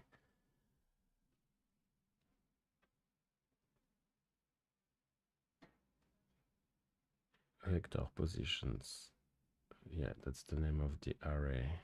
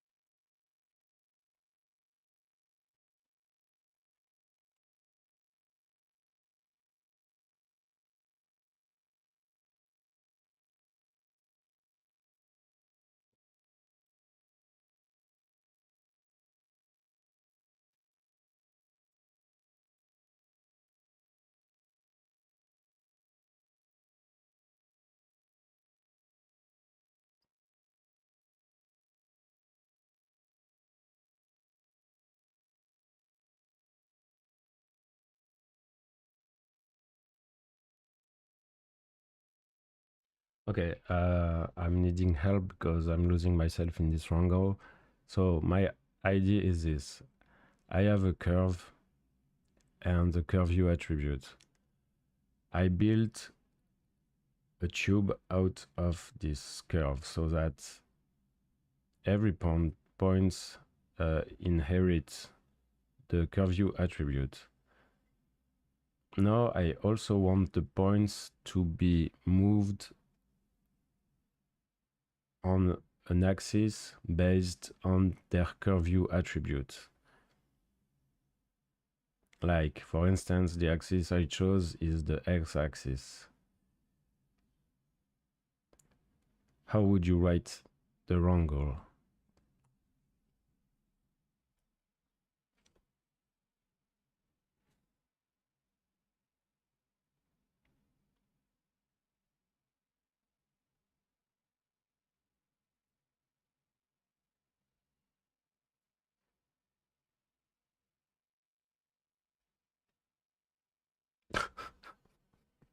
Oh my god, if it's that. But isn't it what I just did?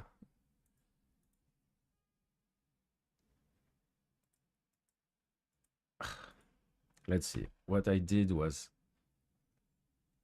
this.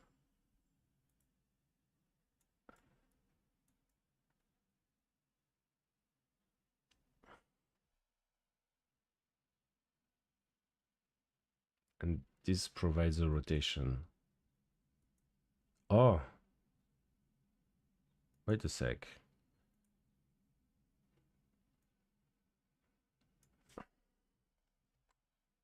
No, it's the same thing.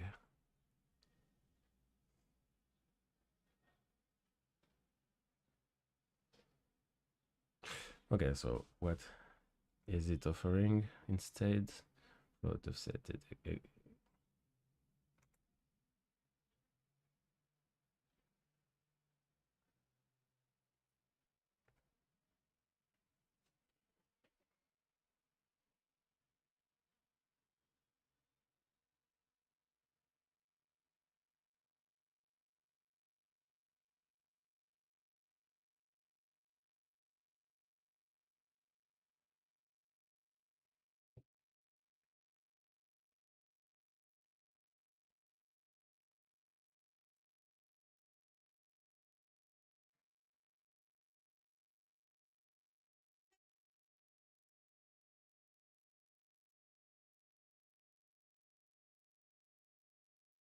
I'm stupid.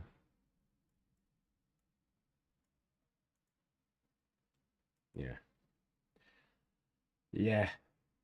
I was doing that on the backbone curve when I should have done that on the, oh my god, on the what's the name? The sweep.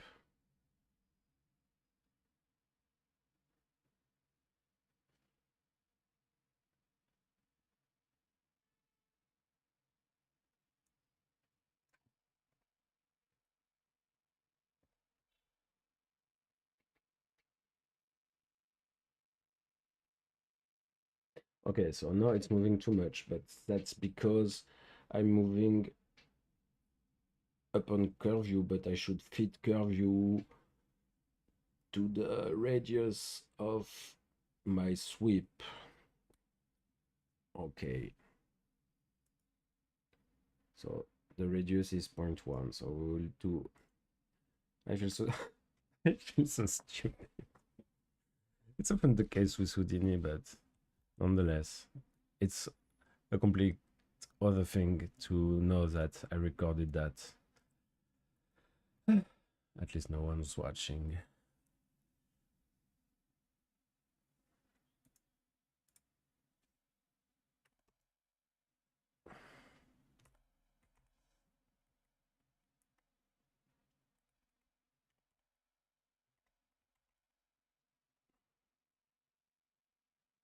At least my first instinct was correct. Yeah. So make an expression. There we are. It only took us like, I don't know, 20 minutes. This is bad. This is bad. Okay, now we can play with curve view. We can play with curve view. Can play with curve view.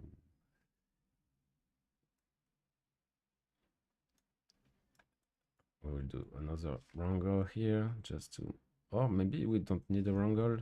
Maybe just an attribute remap, I think. What is this node? Looks like it's an evolution of the attribute input. I want curve view.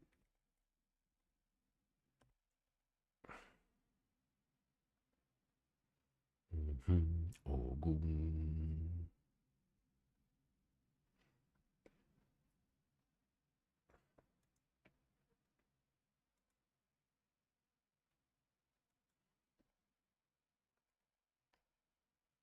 So, did that invert? No, it didn't. As it's point to curve view, so output attribute. I want to output to curve view.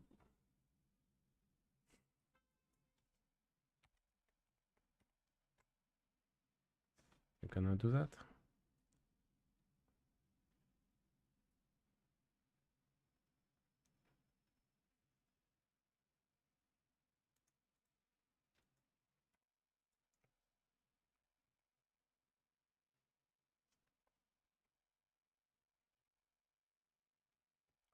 Let's do just an attribute remap.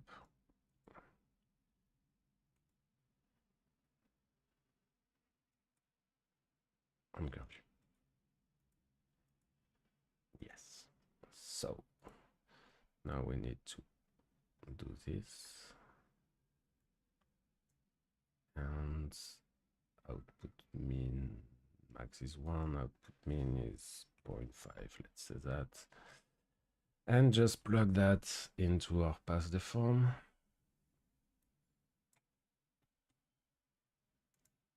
And see what we have. Yes, we're getting close. We are getting close. There are a lot of struggle, but still, I'm happy.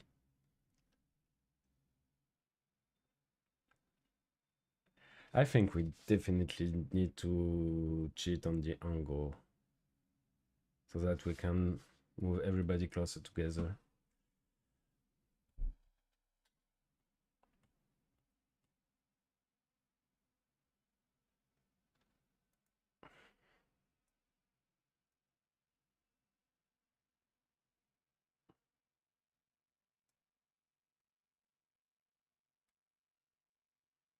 Yeah, this is the way to go. I don't see no other solution. Meaning that our backbone curve that is shaped from an isosceles triangle should be shaped from something different entirely.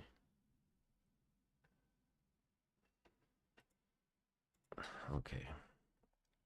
Let's keep it as a reference.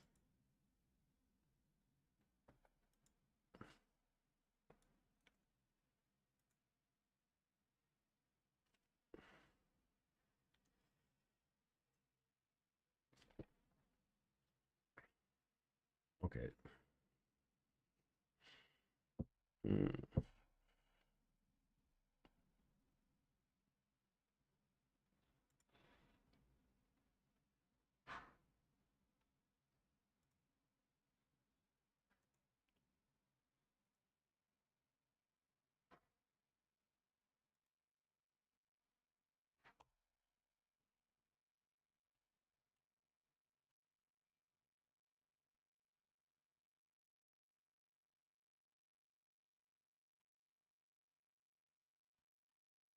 Where is my curve?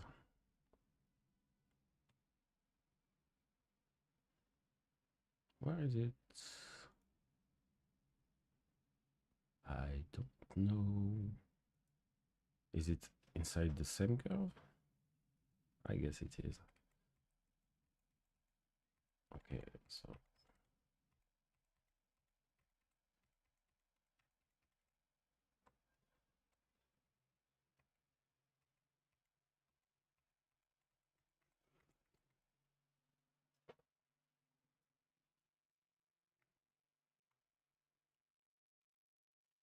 I guess we will have the same issue as earlier, but I still want to try.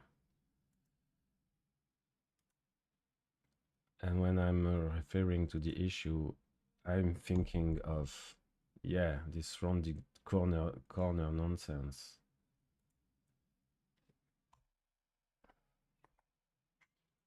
This is so weird. Maybe ChatGPT has something to tell us about that.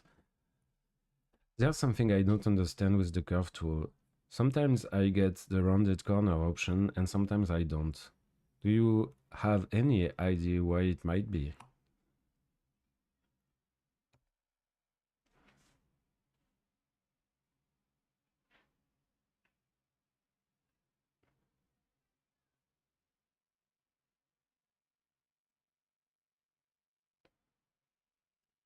Okay. Open arc. So Bezier curve and open arc. Where is open arc? I don't see no open arc. Few rounded corners. Okay, so let's do that once again.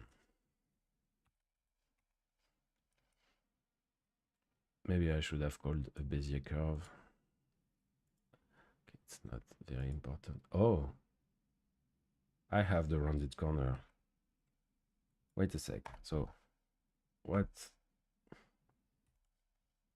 curve? So this is the polycurve.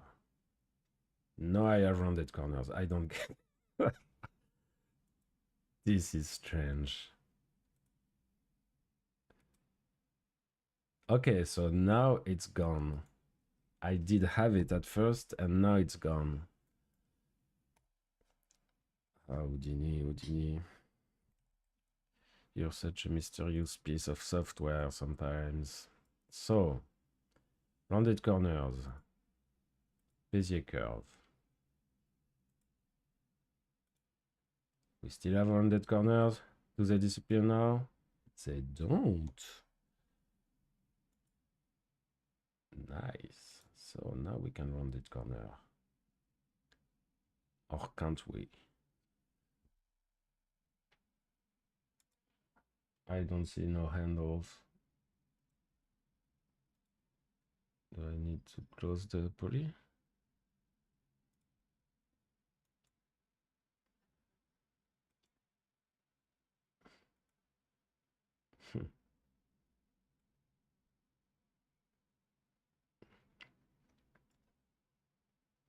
Okay, so we will make that our new backbone. If I'm not mistaken, I can just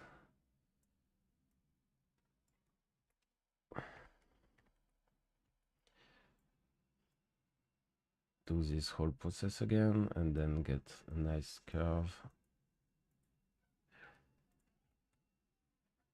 Maybe we'll need to... Oh. Nobody is there. Why? Why is that? We have points. Match size. Do we need to match size this time? I don't think we do. Ah, maybe we didn't have anything because... Oh yeah, that's the reason why. This is no longer needed.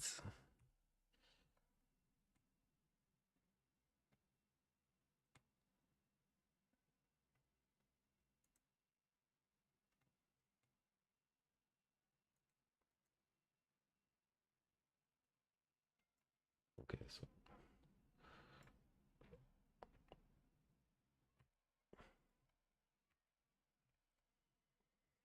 we'll stop with this switch nonsense and just build another branch. I mean, not that nonsensical. I mean that I just put the switch on at the wrong spot. So we said the transfer should be first, should come first maybe. Now the resample.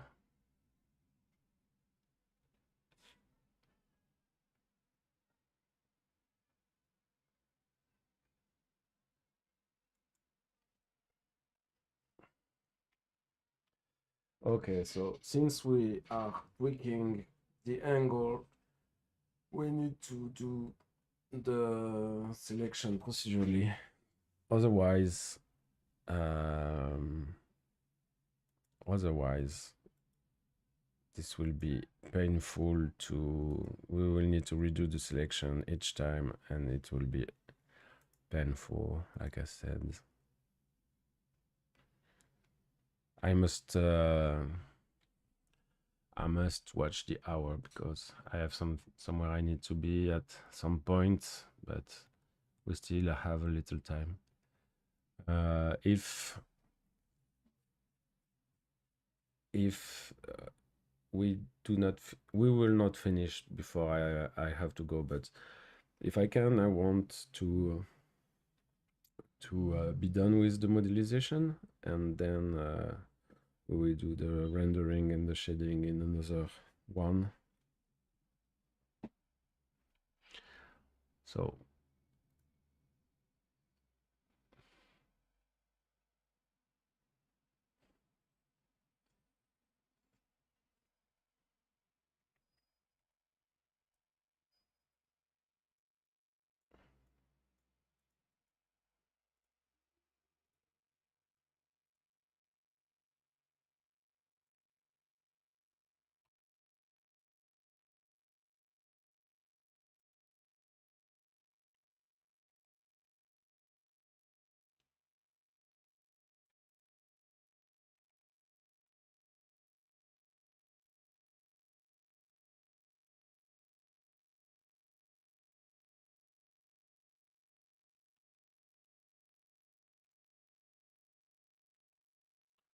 not what we want to do.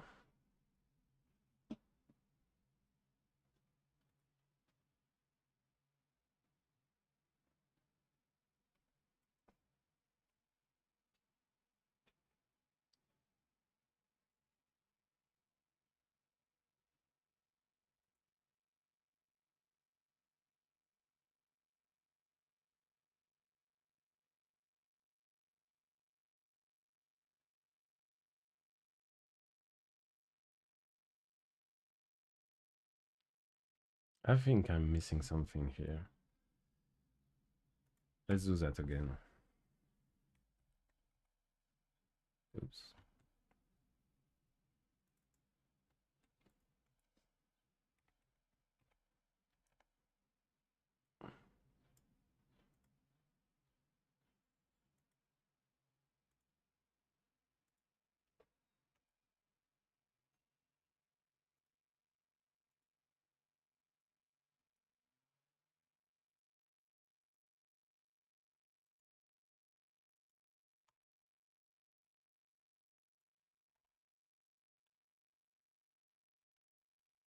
So there must be some kind of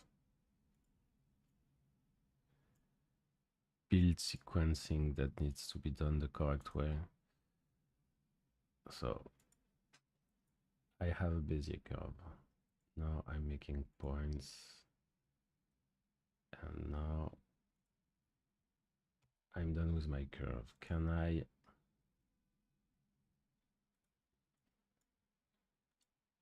Yes, I can. Okay. So this was a much better way to do it than the previous one the previous road I took. So, but I'm not sure it has the correct shape. I mean, I can maybe simply draw it the other way around so that I can skip the transform. Let's template that. No, that. Yes, that.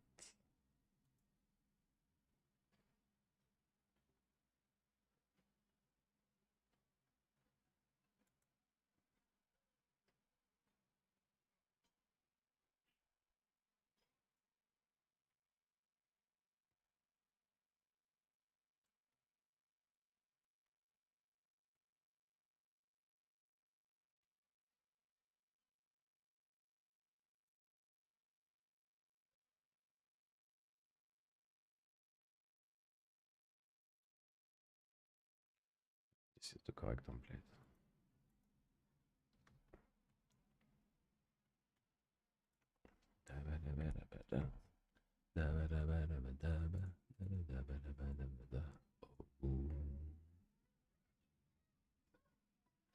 So we need to be a Bezier curve first and foremost. And now enter. And now grab the points. And now rounded corners. Yahoo! We did it. Okay, now we can resample, sort, and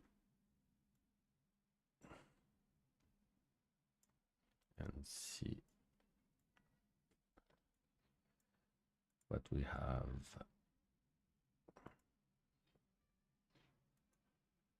Yeah, okay, so this should be enough.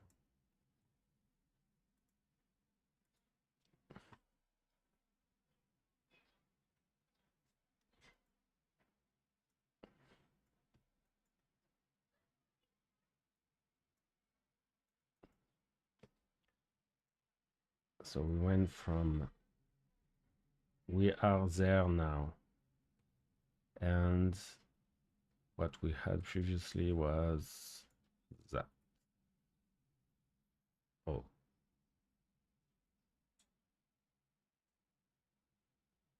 okay. I have no recollection that this is what we had, but okay. Okay. So the angle It is helping.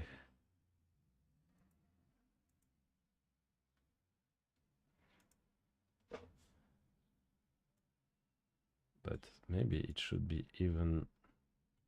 Yeah. What's happening?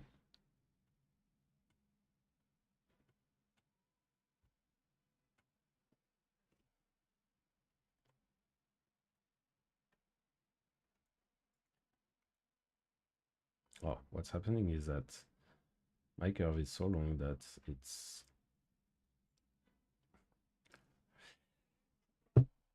making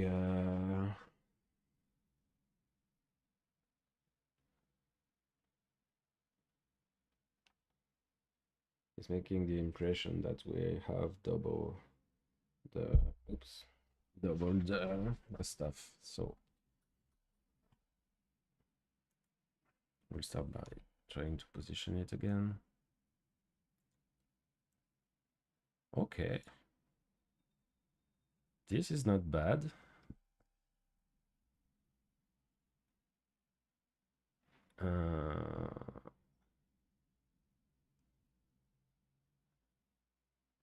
Let's make the diameter bigger.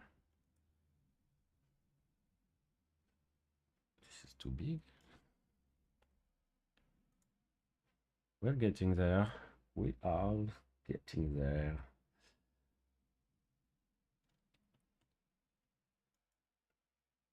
Now, let's remap a little differently. Okay, so this should be the other way around.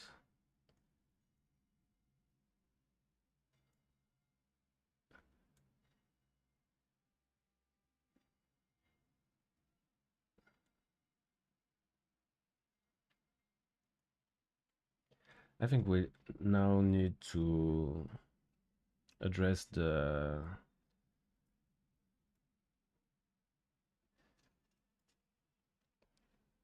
length issue.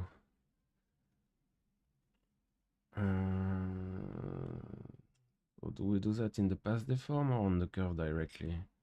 This is what I'm wondering. I think we will do it on the curve first and then try to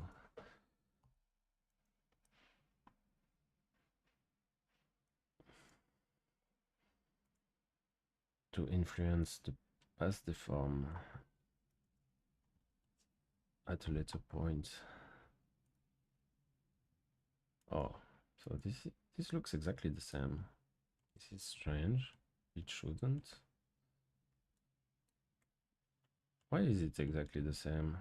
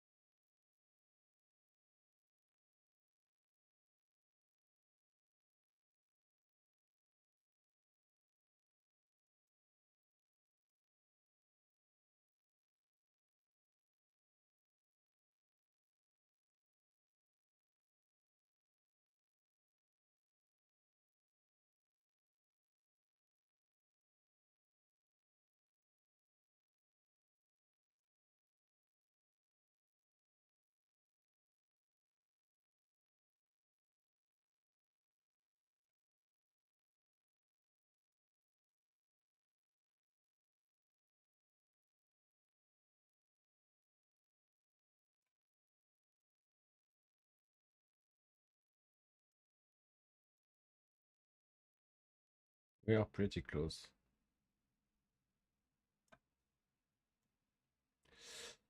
This is so annoying. Ooh!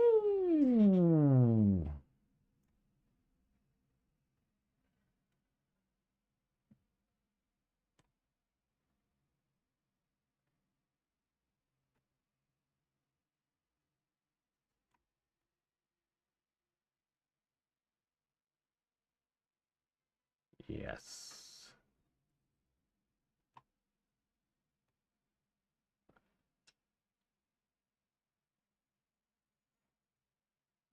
I think we need to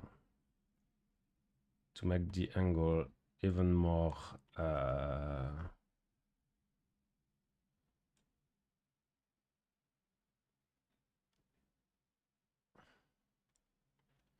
tight is the word I was looking for. So if this is our curve, we need to make the new one. So we said we need to be in poly mode at the very beginning. Let's template this. That I was there. I want to be there. This is probably too much, but let's try that.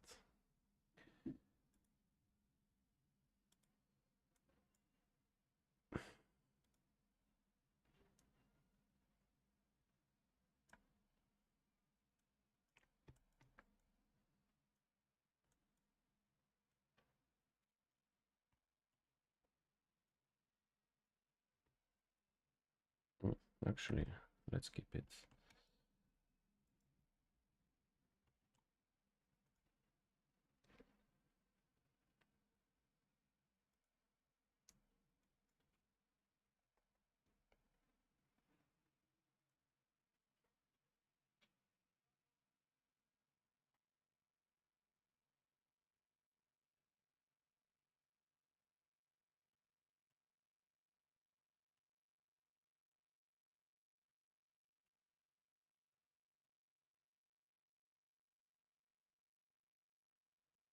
Mm.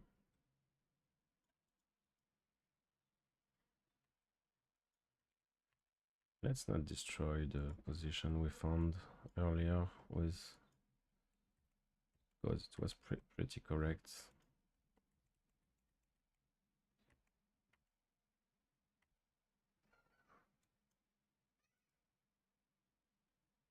Yeah, okay.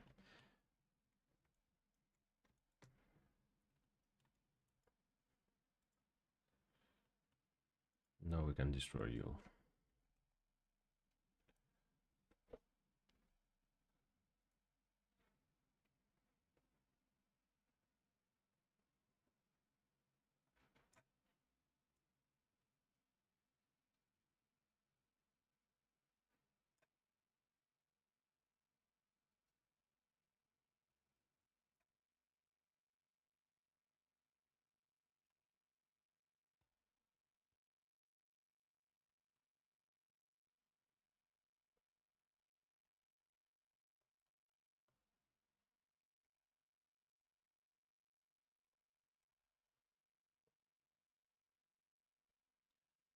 Let's see.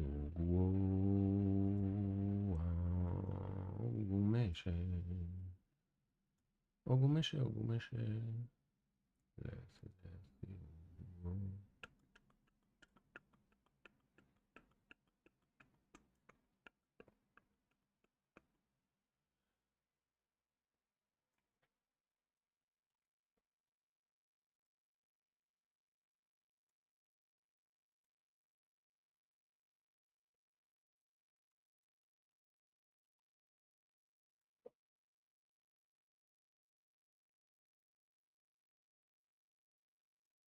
Oh,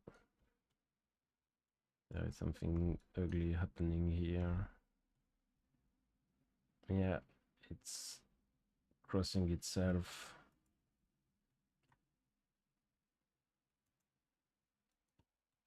Boo, this is ugly.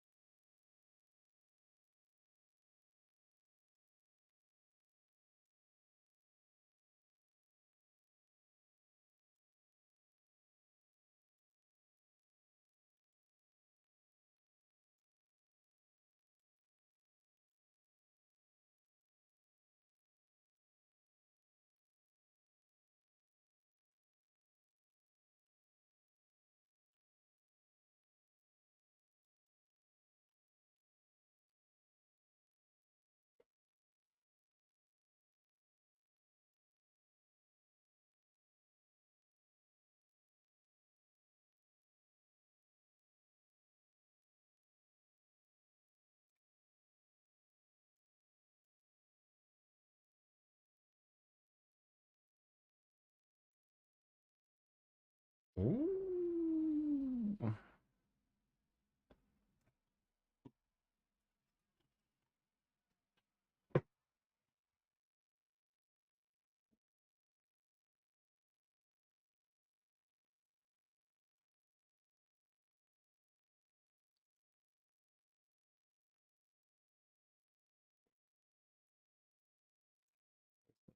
To be a little sick of it.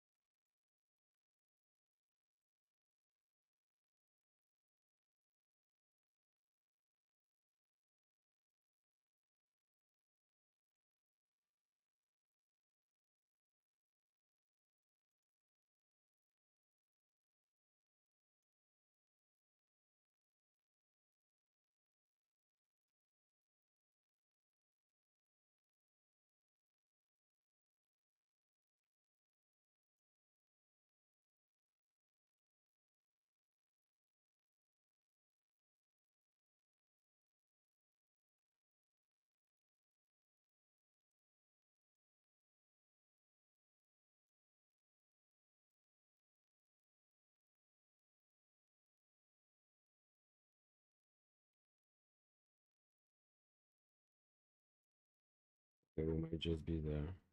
Or at least I might just be done with my effort on building this freaking logo. I hope you don't mind.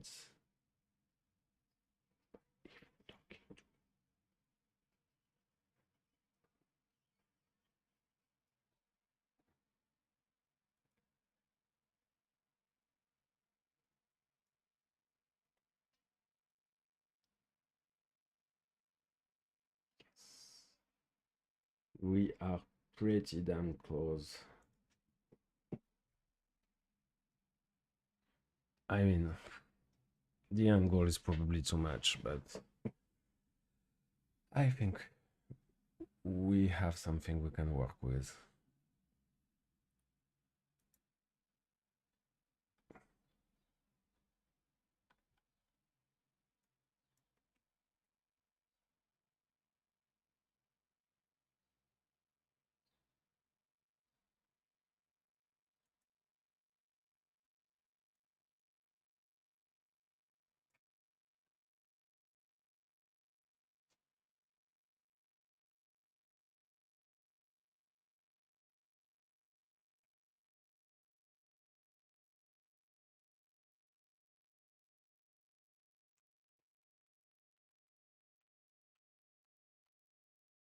Yeah, there were less crossing when it was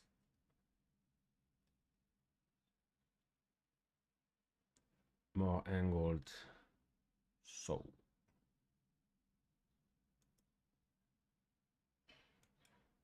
now we need to cut it so that we don't have those parts that are en français it's dépassé. I don't know the word in English. Those parts that are going beyond the limit where they should go. So we will use clip.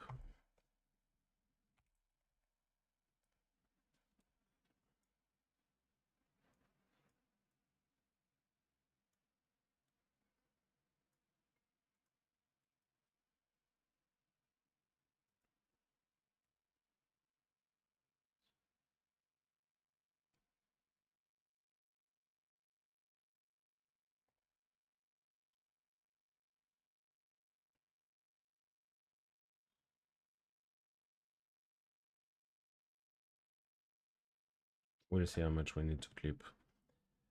And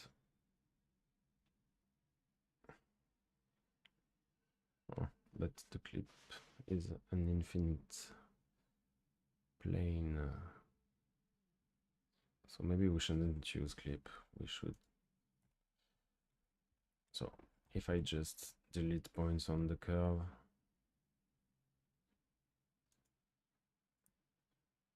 what does it do? Does the path deform remove?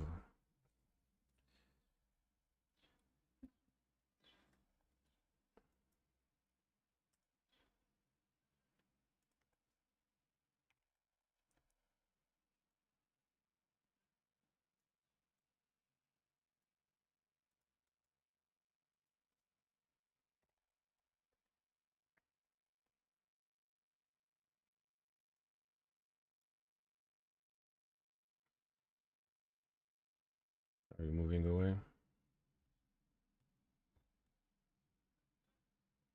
Are you? Listen to me.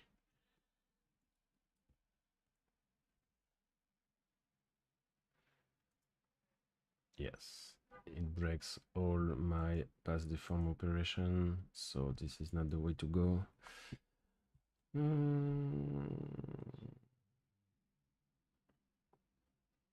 You know what? We'll do that by hand this time.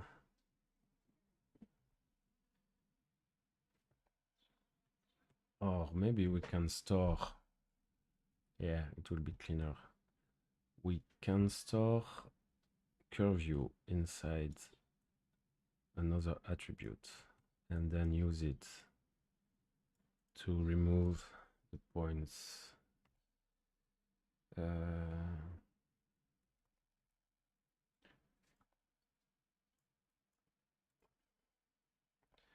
At curve keep equals at curve view.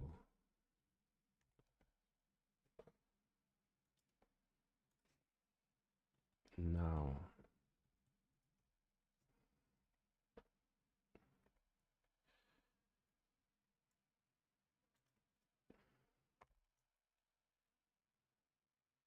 at curve keep is bigger than stretch.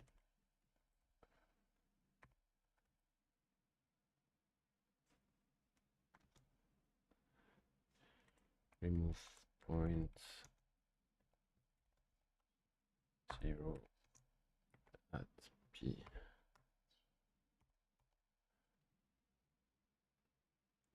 What? Why are you unhappy? Unhappy, sorry. Unhappy.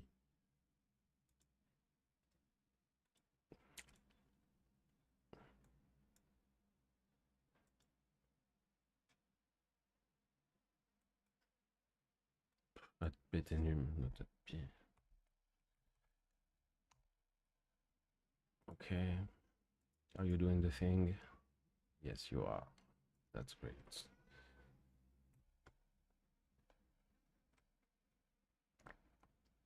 Ooh. Okay, so I did the exact same thing.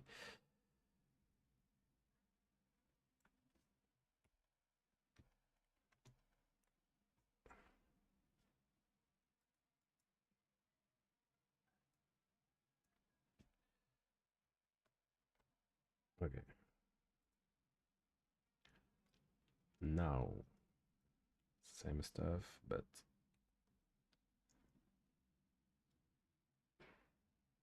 the other way around, meaning that I need to revert curve view.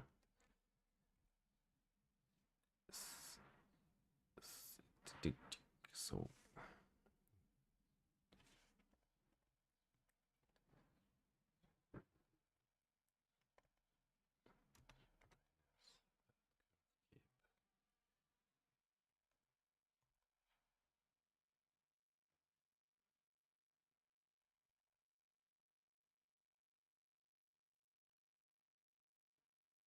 Okay. Now we have a handy way of doing that.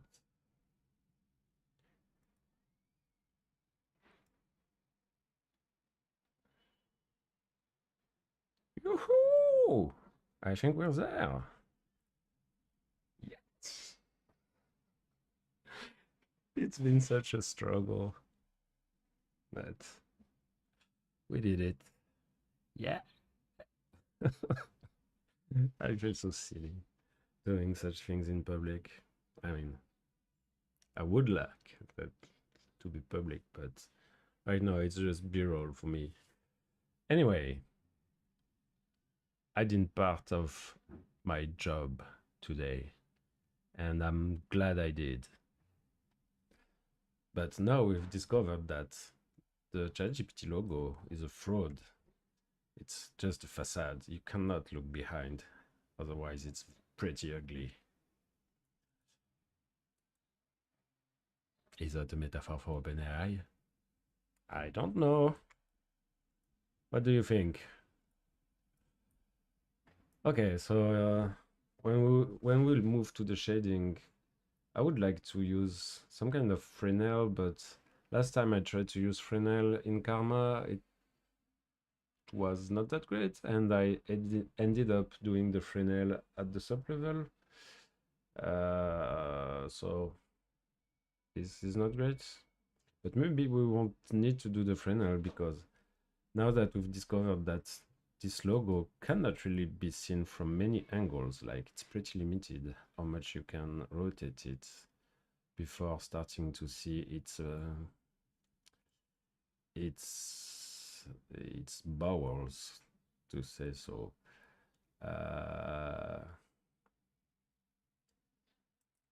What if we just mirrored it? Or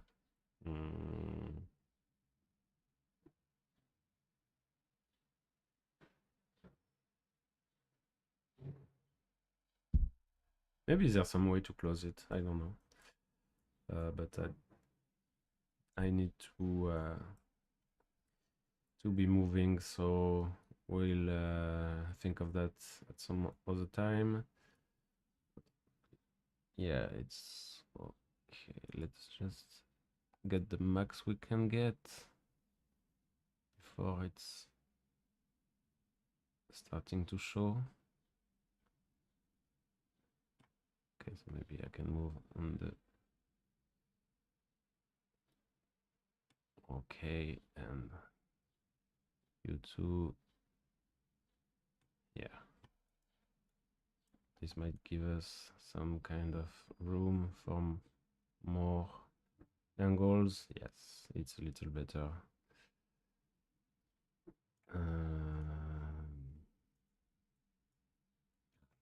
I cannot help myself. I need to see it.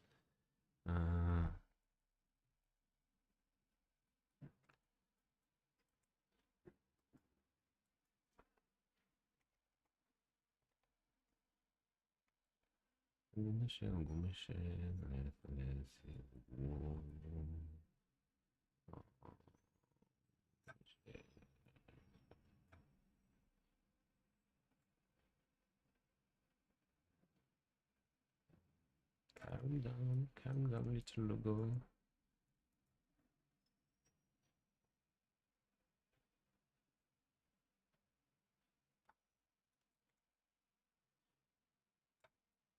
I wonder if we need to mirror it twice. Maybe we do.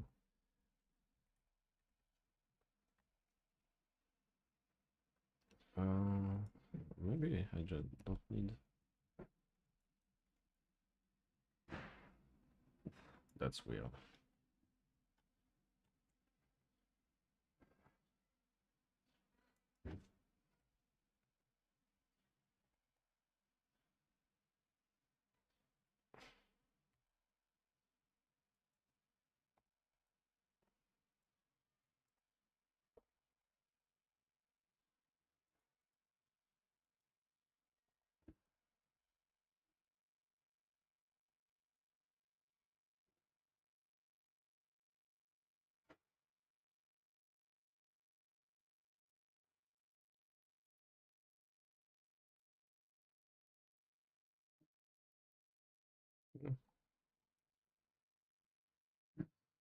Yeah, it's not bad, the braided version.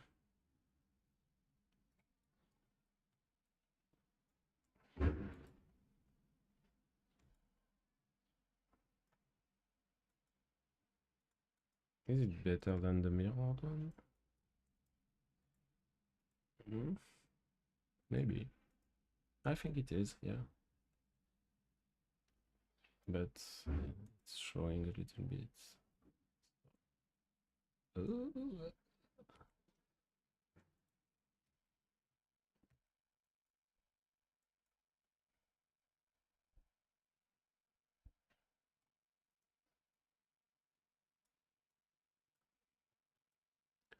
I think we will just keep